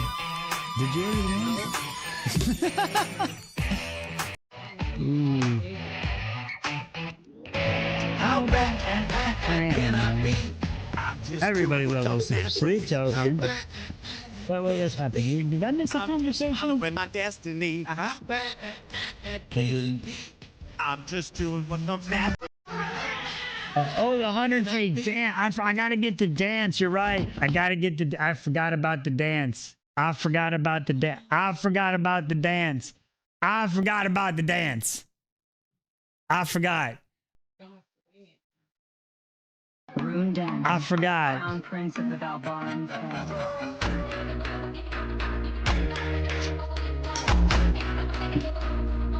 I did. I tell you what. I gotta dance on the way out. I'll come up with something. I'll let y'all come up with the craziest song right now. We got 2 more chapters. Come up with this song. Figure. No more chode buttons for the rest of the night. Fair enough. I failed to come up with it, but I don't know the song. Doesn't matter. Does it? Let's get on to it. Chapter 88. Chapter 88. We'll discuss it. So hard. Corporate's gonna send me a memo, I'm sure. Corporate will send me a memo. You look like the Walking Dead right now. Wow. You look like you just woke up, my love. Come here, sweetheart. He didn't mean it like that. You're a hoe. 5 minutes, 10 seconds with your yapping. Thanks, Belle. All right, let's get into 88. Scent returned to Saga's first wool and fresh timber and the salt of the ocean. Next came... Oh, fucking Cass, you fucking better picked her ass up, Cass. You better picked her up on the bed. Next came the warmth, the soft scratch of a blanket, the muss of fur against her cheek, and finally sound rushing the water, the groan of wood, muffled voices from somewhere above. Eyes fluttering open, Saga's gaze settled on the wood pallets overhead. Her heartbeat quickened, where the familiar crimson of her canopy, the scent of the wet stone and wood smoke. Slowly it sank in. Not in Azkaban. Warming bells chimed. Danger, not safe. Sitting upright, Saga winced against the vicious throb in her temples. You revoke, came a deep male voice from across the room.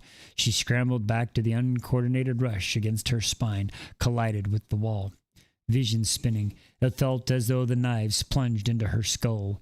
The memories collided all at once. The feast, the drugged wine, Asa, the caged of unadulting light, the explosion, a low animalistic sound wrenched free from her. Saga's chest tightened, and with stirrings of an imminent crisis. Winterving, said the voice. A figure approached. Cass, she whispered. her breasts shallowing as her chest constructed tighter and tighter. Not safe, chanted her mind. Where are the exits? Must escape. Breathe, Saga, said Ruik, his low voice and soothing. May I put you? What? Restriction for some audiences. Who am I bullying? Who were we bullying that time? I don't even know who we were bullying. Oh well. May I touch you? She nodded, her gaze focused at last those green eyes as she fought her breath, the eyes she hadn't sought for days. But they hadn't been there, But he was here now. As his large hand slid over her shoulder and his fingers tapped on her back, 3 words ran through Saga's mind in an endless loop. Don't leave me. Oh, I guess, maybe, I don't know. Don't leave me, she gasped. Don't leave me. His tap stalled and resumed. Of course I didn't leave you. Ruik muttered something in Zagragarian. You were thinking. The panic she'd had at bay burst free, inundating Saga. Her throat burned with each choking breath and the room spinning in the dizzying rush. She gathered against a warm, sturdy body. Breathe, Saga, he whispered into her hair, barely discernible above her punishing strikes of her heartbeat. Safe. You are safe now. Not safe, countered her mind, her body primed to flee. Danger, escape, exits. Time grew hazy. But his warmth was constant. The tap of his fingers and his nonsensical Zagarian woven together, creating a new sensation. Safe. She was safe. Because he'd come back for her. He hadn't left her. Gradually, her breath eased, and her pulse softened. At last, Saga straightened, looking up at Ruik. Dazed, her fingertips brushed his cheeks. You're real. Her voice was really thin. Everyone leaves, but you didn't. Darkness gathered in his eyes, a low growl rumbling through his chest. Ruik pulled her against him. You will not worry about this any longer, Wintervig. His fingertips dug tightly into her hips, but he eased his hold on a slow exhale. You are now under my protection. She let herself breathe in the smell of him, juniper and sage, fresh and herbal, real. This was real. She was safe. But this space, this new place filled with unknowns, made Saga feel vulnerable. Tell me about the room, she whispered, closing her eyes. Ruik's heartbeat seemed oddly erratic beneath her ear, and for a moment Saga wondered if something was wrong. But when he spoke, his voice was calm. It's the nicest room on the ship. 1 bed, 1 door, 1 window with a lovely view of nothing.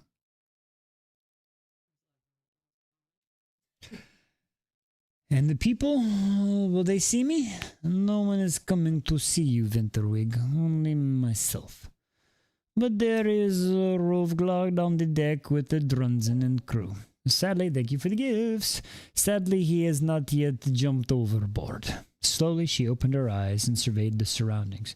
As he'd said, it was a small space, thank you again for the gifts, with a single bed, a small side table, and chair wedged against the wall. She was too tired for humor, too exhausted for anything. But honestly, thank you, she murmured, for never making me feel like a burden. Ruik huffed, an arm wrapped around her, tightening. Is a word I loathe, Saga. Burden. I wish never to hear you speak it again. And his muscles tensed and released beneath her. Saga drew back, studying his face. Smudges beneath his eyes and paled complexion spoke of less collected visions of Cassandra Ruik. Much like the nights of Usur's birthday feast, Ruik's eyes seemed too bright, his demeanor strangely restless. Are you well? She found herself asking. Her fingers slid along the coarse beginnings of a beard, but she drew them back. Soon she'd be in Midford, and he'd be in Zagragan, and their garden kiss would be but a memory. Ruik rolled his neck. Before long I will be in Zagarian soil, and all will be fine. Did that mean he was not, in fact, fine right now? Questions gathered in Saga's tongue, but she swallowed them back. Instead, she asked, What happened in Sunavik? How am I here? Ruik ran his hands through her hair, leaving it askew. Rolf forced our leaving, but I, he paused, convinced him to hide boat on the return. And I could not get message to you, Saga. They were laying many traps, and we set traps of our own for night of the feasting. But explosion demanded a change of plans. Ruik stared her down with an intents that sent shivers all through her. What happened, Winterwing? Saga swallowed, her pulse picking up. Safe. She was safe in this unknown space. Safe with him.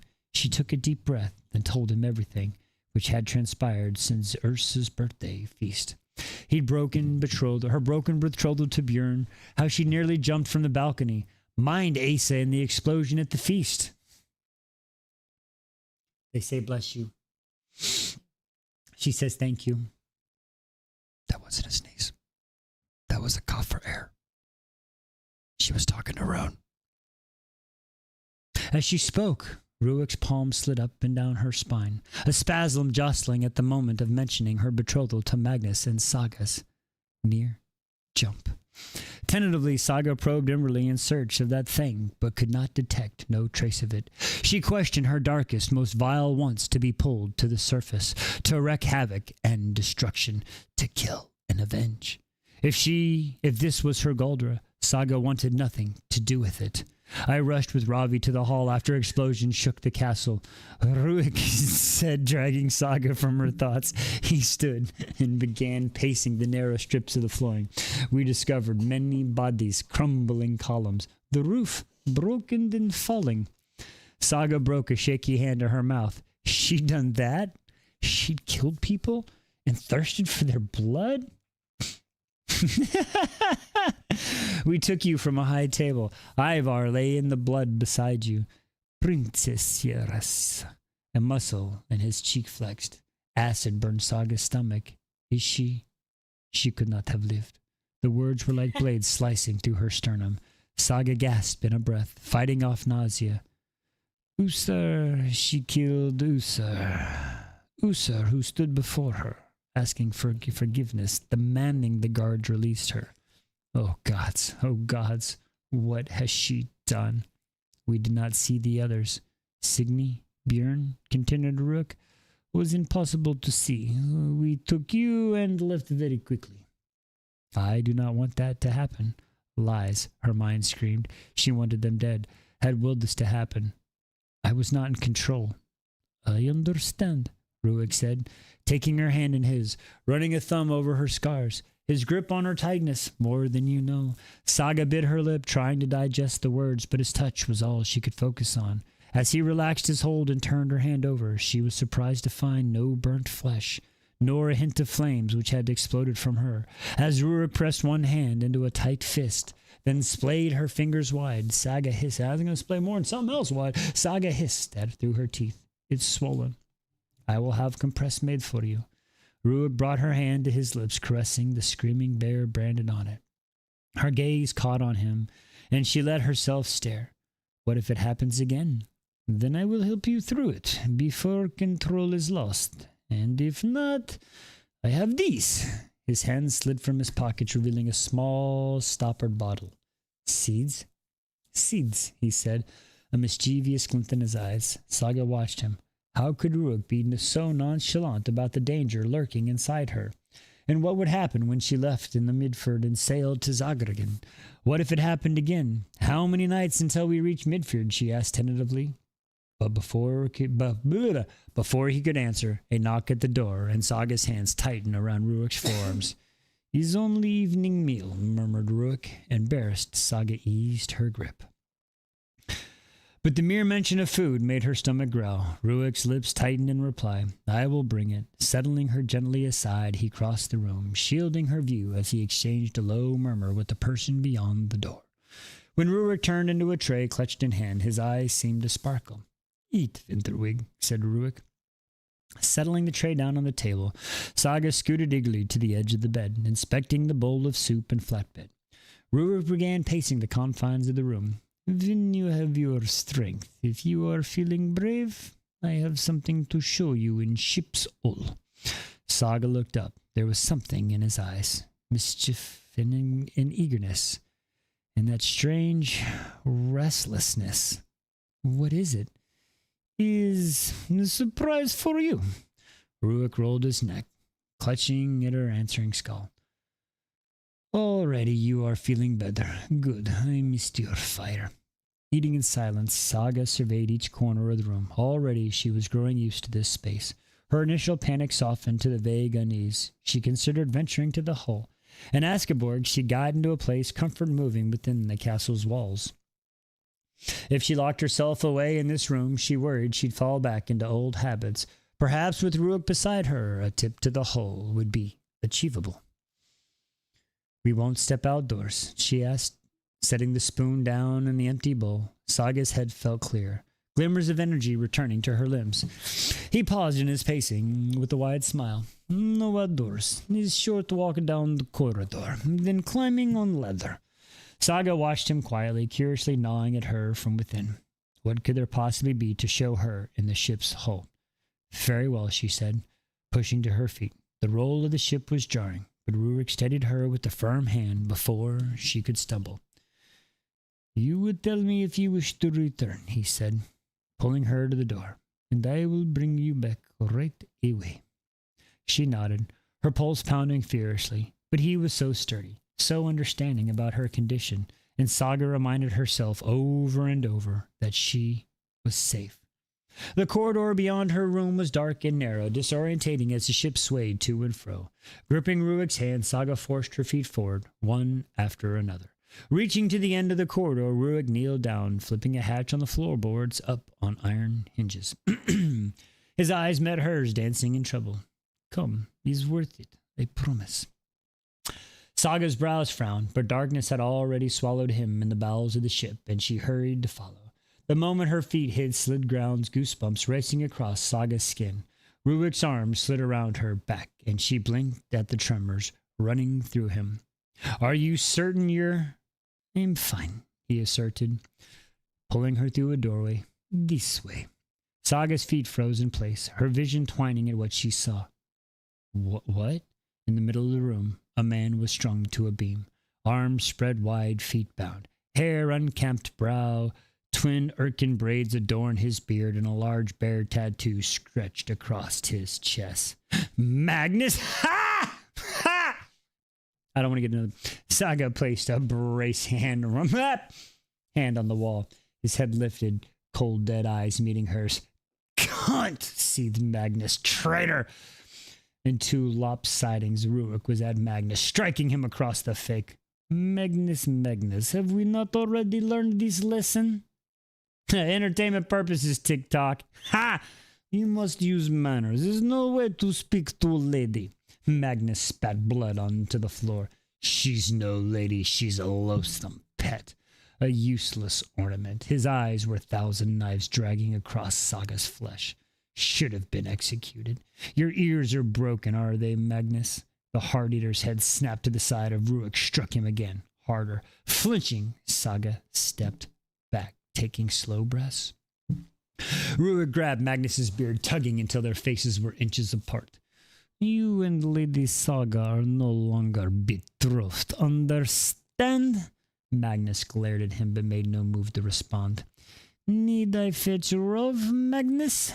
He's magnificent with the blade, knows where to cut to make your screams the loudest. The old man's eyes narrowed as he stared at Ruik. Is that what I thought? Is what I thought. Now tell me you understand. You will never touch her again. Magnus merely grunted, but that seemed acknowledgement enough for Ruik. Turning to Saga, a smile stretched wide, but it was too sharp, too fierce. You like my surprise? What? She spluttered. You're mad. You stopped in the midst of an explosion to steal Magnus? Ruik's eyebrows rose. Their green eyes flared brighter. Ugh, my dear Winterwig. Magnus was stolen long before that. Was, how do you say, a priority? Disbelief flooded her. I don't want this. A shadow crossed Ruik's face as she stepped forward. Look at your hands, Saga, he said in a low, dangerous voice. Remember how much you endured? Here you can pay back what he did. and no one will ever know. Drawing a dagger, he held the hilt for Saga to take. Saga stared at the dagger, visions tunneling as she pondered the idea. But then the voice whispered to her in Askerberg's great hall slid through her mind. We can make them pay. I'm not a monster, she exclaimed. I'm not like that. You are. Came, though, floating through her mind. She wanted Signy dead, had yearned for her pain, and Ursa's blood was now on her hands. But Saga shook those thoughts loose, focusing on Ruik. We each have a monster in us, Saga, he said darkly. It's healthy to exercise it. Saga blinked at Ruik, trying to understand. Magnus chuckled. A Scots tale in the flesh, he muttered. The beast of Zagragid and the little pet princess. Ruik leaped at Magnus, diving his fist into the man's jaw, but it was too late to drive the words from Saga's mind. Beast, she repeated, staring at Ruik's broad back. The beast of Zagragid, heir of the High Prince? You are sorely mistaken, Magnus. But she heard the doubt in her own voice, felt the shiver roll down her spine. Ask him, challenged Magnus. Ruik turned slowly, the muscles of his jaw tight. Is it true? She asked, her voice just above a whisper, a low buzz beginning in her ears. Ruik swallowed. It was a plan to tell you. You're the heir? Woo! We gotta ship them up quick! I'm just saying. It could not be, and yet it made sense. Why had the Drunsians always deferred to him, the way he was used to getting what he wanted, the way he'd been so eager to hear Saga? Thoughts of the beast of Zagragid. The High Prince had forbidden his heirs to come. Is not a good man for diplomacy. Ruik had told her. Now Saga sagged against the wall, the room warping before her as she tried to understand. Magnus' laugh lanced through her skull. That's not all, pet. Not even close. Ruik whirled on Magnus, his anger stirred in the air. You will not call her that. What should I call her? Hora? Traitor? Ruik struck Magnus again. Entertainment purposes, TikTok. But the heart-eater only laughed. Ask him how he earned the name, pet. He became the beast of Zagraga. You will stop! Ruik, his anger rattled the air, sending goosebumps rushing up Saga's arms. Another punishing blow cracked across Magnus's jaw. Splitting bud, a tooth. Magnus persisted. He's a monster. Pet. A thing of nightmares. And when he transforms, his angers is things of legends. How can he keep you safe when it's who's the monster? When it's he who's the monster? The room seemed to undilate. Saga's knees growing weak. Danger, not safe. She trusted him. Had let herself feel safe with him. Her stomach twisted. Panic stirred. She didn't even know this man. Enough! Enough! Roared Ruik, punching again. Saga hugged herself, looking away from the violence. Not safe. Not safe. Not safe. Saga's panic was clawing to get free, but she could not fall apart. Not here. Not now. The air shuddered around her, and her chest was growing tighter. The air thickened and relaxed, energy rippling through the room. Saga blinked at the guttling torchlight, at the tingle that spread across her bare skin. Hunched over, Ruik's shoulders rose with heavy, shuddering breaths. Magnus laughed, wet and malevolent. It's been too long, hasn't it, Ruik? You've been holding it back. His gaze fell on Saga. Has he told you why he was truly in Isildur? Not for a treaty. Oh, no. He searched for his kinsman. You thought I didn't know, Ruik? Your man is long dead, buried in a massive grave in Selvendrin. Ruik let out a gruntle, animalistic sound. Saga took a step toward him, but stumbled back against the wall. Along Ruik's bare forearms, inked black lines slid downward, crossing the backs of his hands, where tattooed claws extended along his knuckles. Saga gasped as the tattoos moved, as if something beneath his skin ached to be set free. The sharpness of the tips of the tattooed claws stretched, then burst from his knuckles. You see, exclaimed Magnus, he lacks control, pet. Mere taunts have forced his true nature, and now we're at his mercy. Ruik's shoulders broadened, fabric ripping as furs bursting through. A low growl rattled the air, drawing a soft cry from Saga. He whirled on her, and she gasped. Jagged teeth glinted from a gnarling maw. His body, a mixture of unnatural angles. He was covered in shaggy gray. He's a fucking werewolf? He's a fucking werewolf? Jagged teeth glinted in a snarling maw, his body a mixture of unnatural angles. He was covered in a shaggy gray fur, except for sharp protrusions juddering the length of his spine. Thickly muscled hind legs contrasted long angular forelegs, which he used for balance as he ambled forward.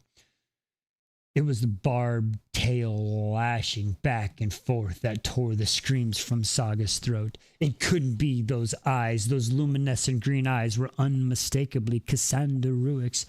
Panic wrapped around her chest, squeezing constrictions tighter and tighter. And to think you feared, pet, spat Magnus. Now you can lie in the bed you've made for yourself. The creature turned, lunged at Magnus. The Heart-Eater's laughter quickly shifted to screams, so shrill they scraped down her spine. Saga scrambled to the doorway, chased by the wet sounds of flesh ripping from bone and soft kneeling moans. Her fingers fumbled on the ladder rung and foot catching on the skirts as she clambered upward. Fighting for each burning breath as she burst through the doorway and into the dark corridor, Saga came face to face with Ravi, a woman of the Drunza garb. She said shakily, but he couldn't find the words. Ravi extended a firm hand, pulling Saga to her feet. I understand, princess, said Ravi crisply, easing Saga toward her. Chamber. Turning his head, he barked in sharp Zagarian as the woman descended into the hall. The floor beneath Saga shuddered. Shouts began rising from below. The corridor withered before her, and she leaned against Rav as they reached the door. He's all right, Lady Saga, said the Ravi, helping her onto the bed, then cursing. She scratched at her throat, at the maddening constriction. Not safe, not safe, not safe. I am sorry for this princess, Ravgold said, his voice smothered as though underwater. And then this large, warm hand covered her mouth. Her head tilted back, tiny objects landing on her tongue. Die. She died here, so far from her kingdom. You must swallow these seeds, came Ravi's rough voice. She clawed at him, scratched at her hand over her mouth, but his grip unrelenting. She couldn't breathe, couldn't string her thoughts together. All she knew is she was away from Askeborg, trapped on a ship. No exits. No exits. No escapes. The seeds will make you sleep, Saga, said Ravi. Let you escape your terror. Escape, she thought, and exit. Saga went slack and swallowed. She's a swallower, not a spitter. Good for her. Oh, my Lord. He's a fucking werewolf, y'all. 124. I didn't even give y'all a number. We're just, wow. Woo.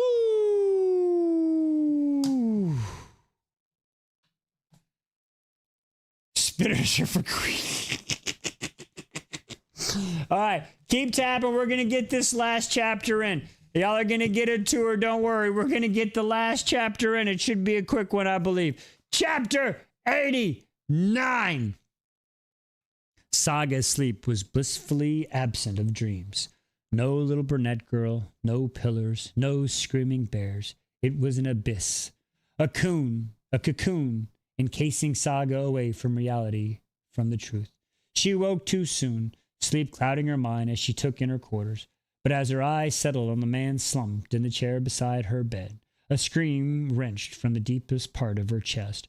Ruik straightened quickly, green eyes sliding over her, assessing there was no trace of the beast she'd seen in the ship's hull, nor the tattoos on his forearms. Excuse me. But Saga scrambled back to the farthest corner of the bed. Stop, he growled, the air rattling just as it had down there before he turned into. Saga closed her eyes, tried to shove the memory from her mind, but all she could see were those wild green eyes, those long, sharp claws, the way he stalked towards as though he intended to devour her.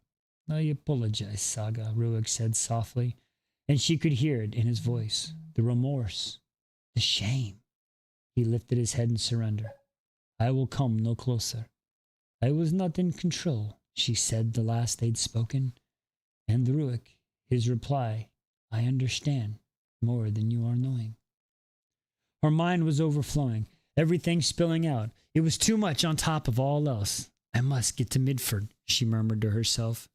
She would count down the hours. How many nights until our arrival? Ruik's lip pulled in a thin line. Saga. How long until Midford? She demanded, her sharp voice, his jaw flexed.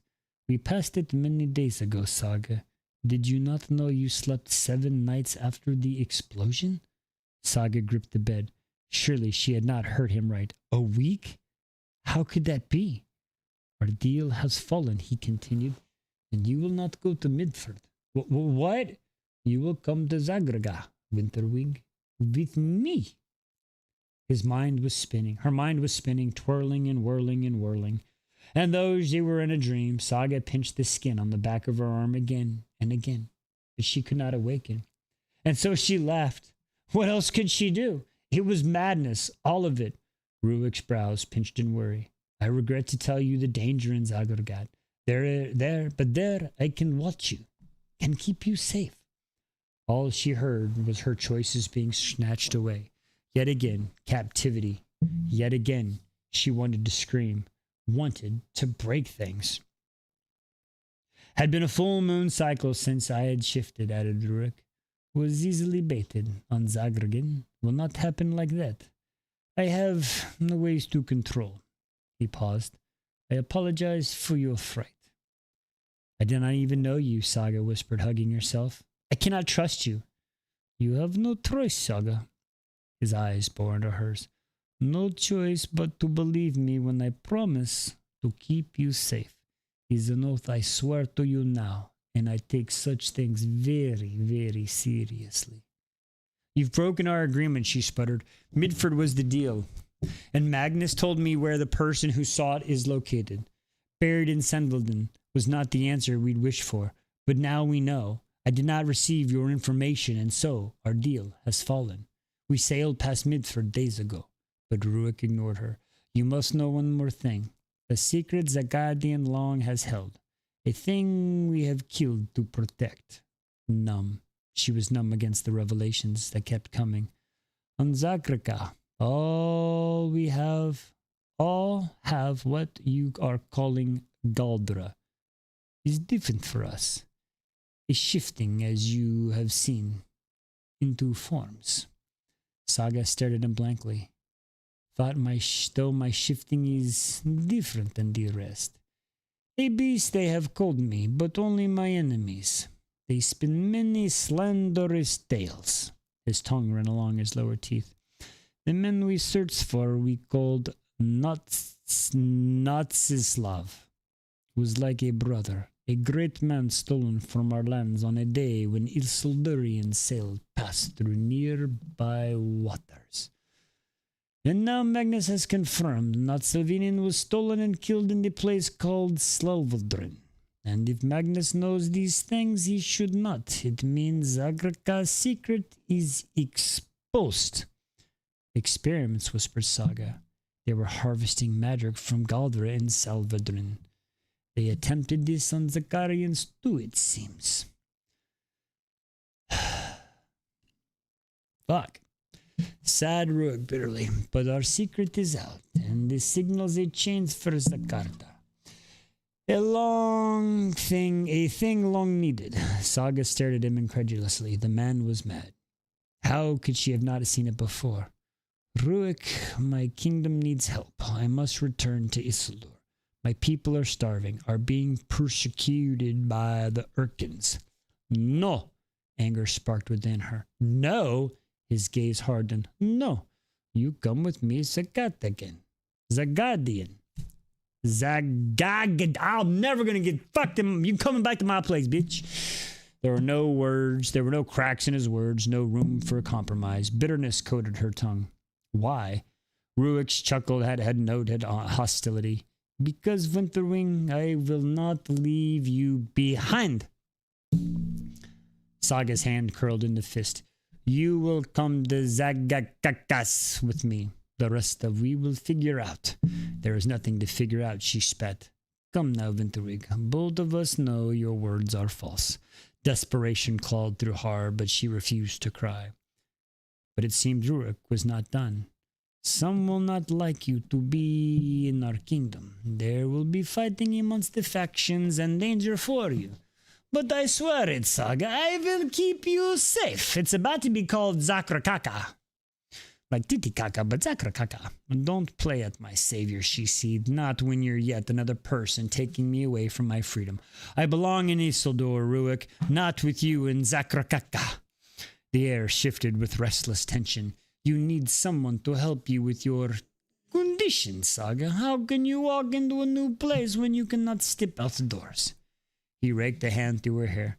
We go to Zakrakaka, and when time is right, I will return you to Isildur. Anger flared in her, sending fire blazing through her veins. Get out! She groped around, her hands finding the water skin. Without thinking, she threw it at him. Ruik whipped a hand up faster than was humanly possible, ripping it from the air and tossing it to the floor with a snarl. Her hand fell back between the mattress and the wall, closing around something smooth and round. Pulling it out, she realized it was looking like a stone. Leave me, she screamed, hurling at him. Ruik snatched the stone out of midair, crossing his fists around it until it cracked, then crumbled to dust. He loosened a growl so loud that the entire ship rumbled. You've been nothing but the plague of my life, she yelled. Everything you've done has made things worse. Really? Oh, Saga.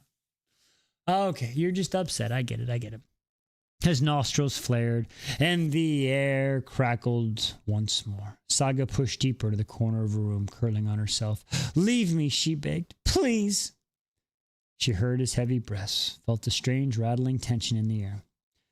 I know drawing eases your nerves. There is a drawing board there and the charcoals. I'll leave the seeds for you on table. Take them and rest. You will need energy soon, when we will arrive in Zakrakakian. His footsteps retreated, the door clicking shut, and then the deadbolt slid in place. Scylla, Saga, and the rest of the Ashen crew will be back in Book 3. Bum, bum, bum! But first, we will head back to Eastry to see what Hekla and the Blood Axe crew are up to in the novella coming fall of 2024. Ooh, okay. We have finished the book when the door closes. Holy fuck, shitballs, Batman. We have done another book, folks. We did it. What? Okay. I like. Oh, hang on. I'm on mic all up in the mouth. Okay, how are we doing? Oh, son of a bitch. All right. Well, who is my okay? What do I think? Who's my favorite sister? Oh my lord, she coming so quick. That's what she said. Okay, really quick. All right.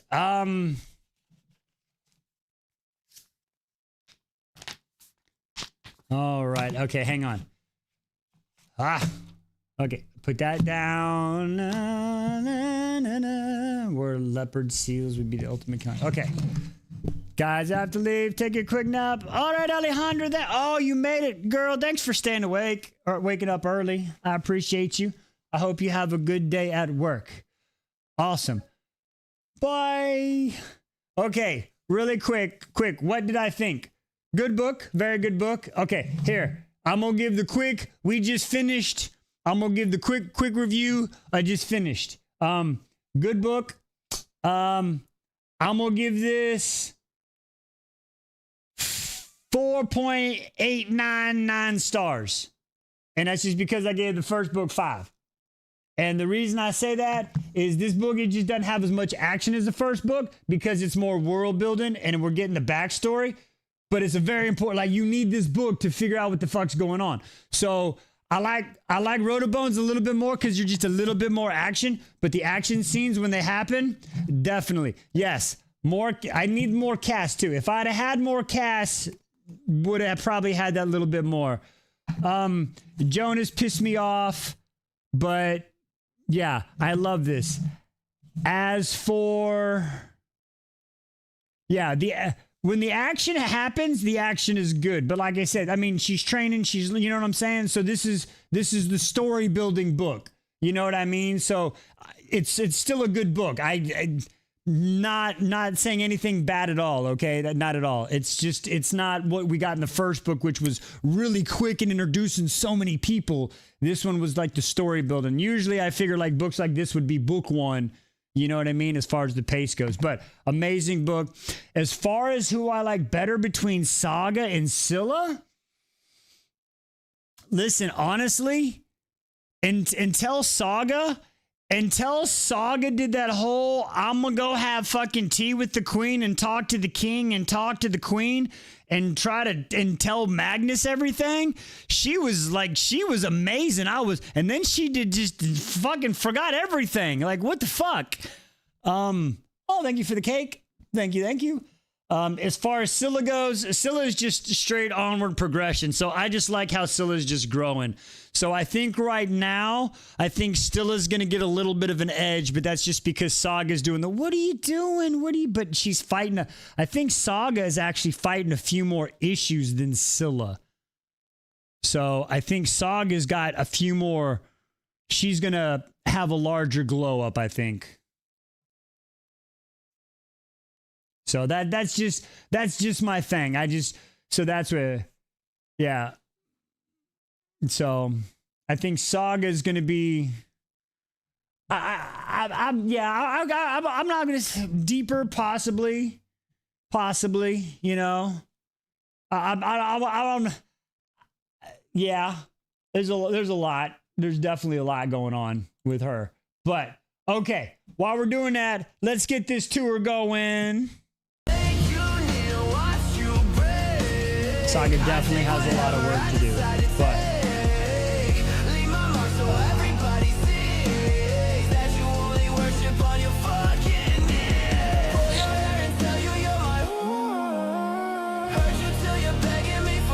how many times do I think she was forced to watch people drink from the skull? Oh.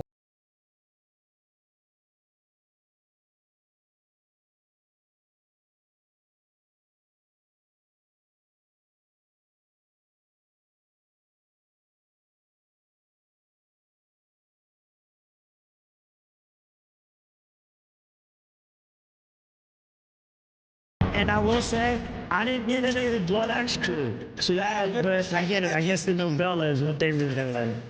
Because they're still fighting the fog. So, blood extra would have made this book a little bit, you know what I'm saying? But no, not complaining. There's no complaints about it at all. None.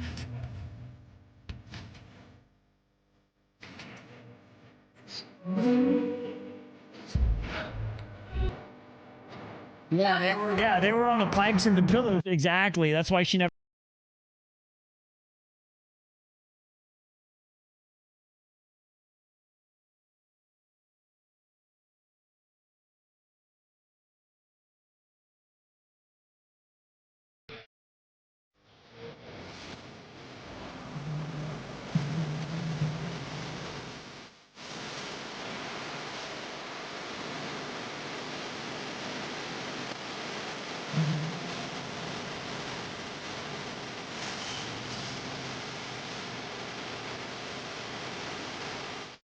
Okay, so let's see.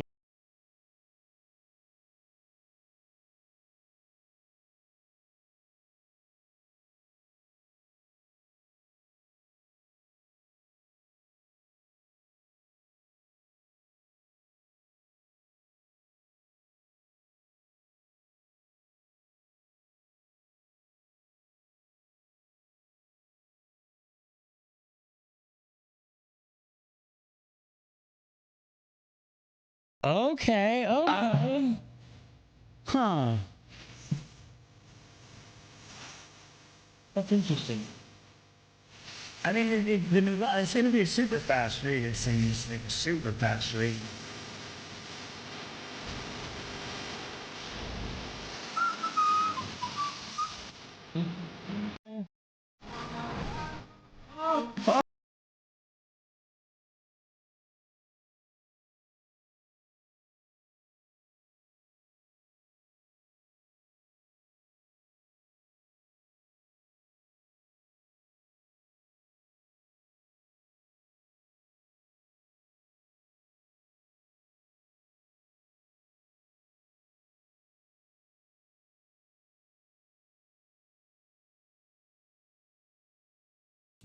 Oto.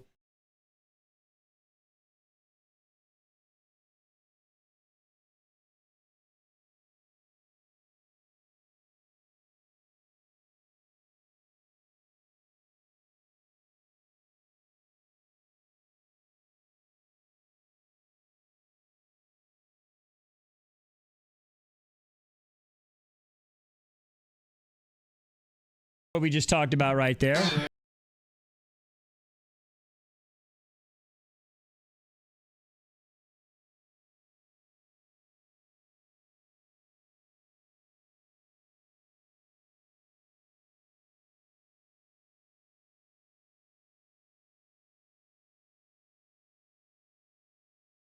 So cool. That was so cool. That was really cool. Oh, 56. I had it at 55. Okay, nice. But so yeah, I owe you the reviews for today, the chapter reviews, my overall review, and then the 5-minute recap for all those that don't want to have a upstate world. And then once I'm done with all those, we will get started. My destiny. I'll bet. I'm just doing what comes naturally. On this one, Roots of Darkness. Roots of Darkness. So that's where we are at. All right, one more. Danon, Crown Prince All right. of the Valbarn. Did we get there on the way out on the button push? So close. So close. What's bigger, the book or the Kindle?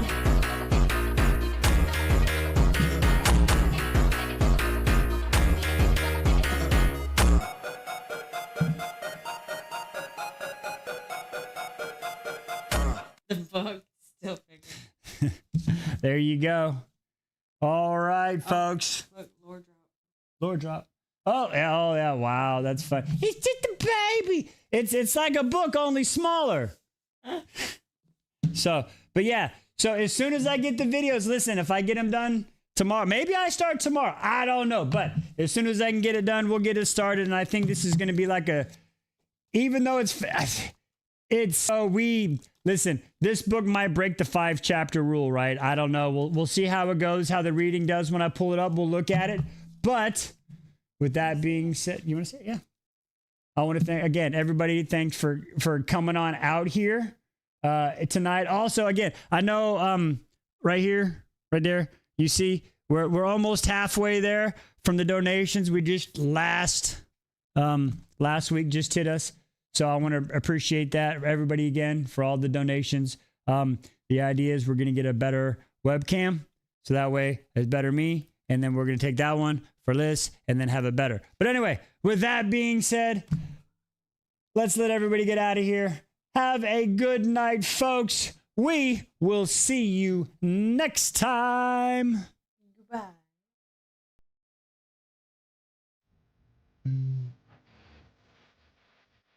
Good night, all. Adios, amigos. All right. Looking at the end, figuring out what's happening. Yep, you read the last time. She said, I'm going to read the last. Don't do that. The toe is good. 4 days? It's 4 days. Okay. Or a prologue. Oh, she's getting us. So, you mother 5-chapter day should take 4 days. Okay. Maybe we'll be done before the weekend. Who knows? All right, folks. We're going to take a look at it. Until then, see you next time. Have a great night. See you down in the Discord. Toodles.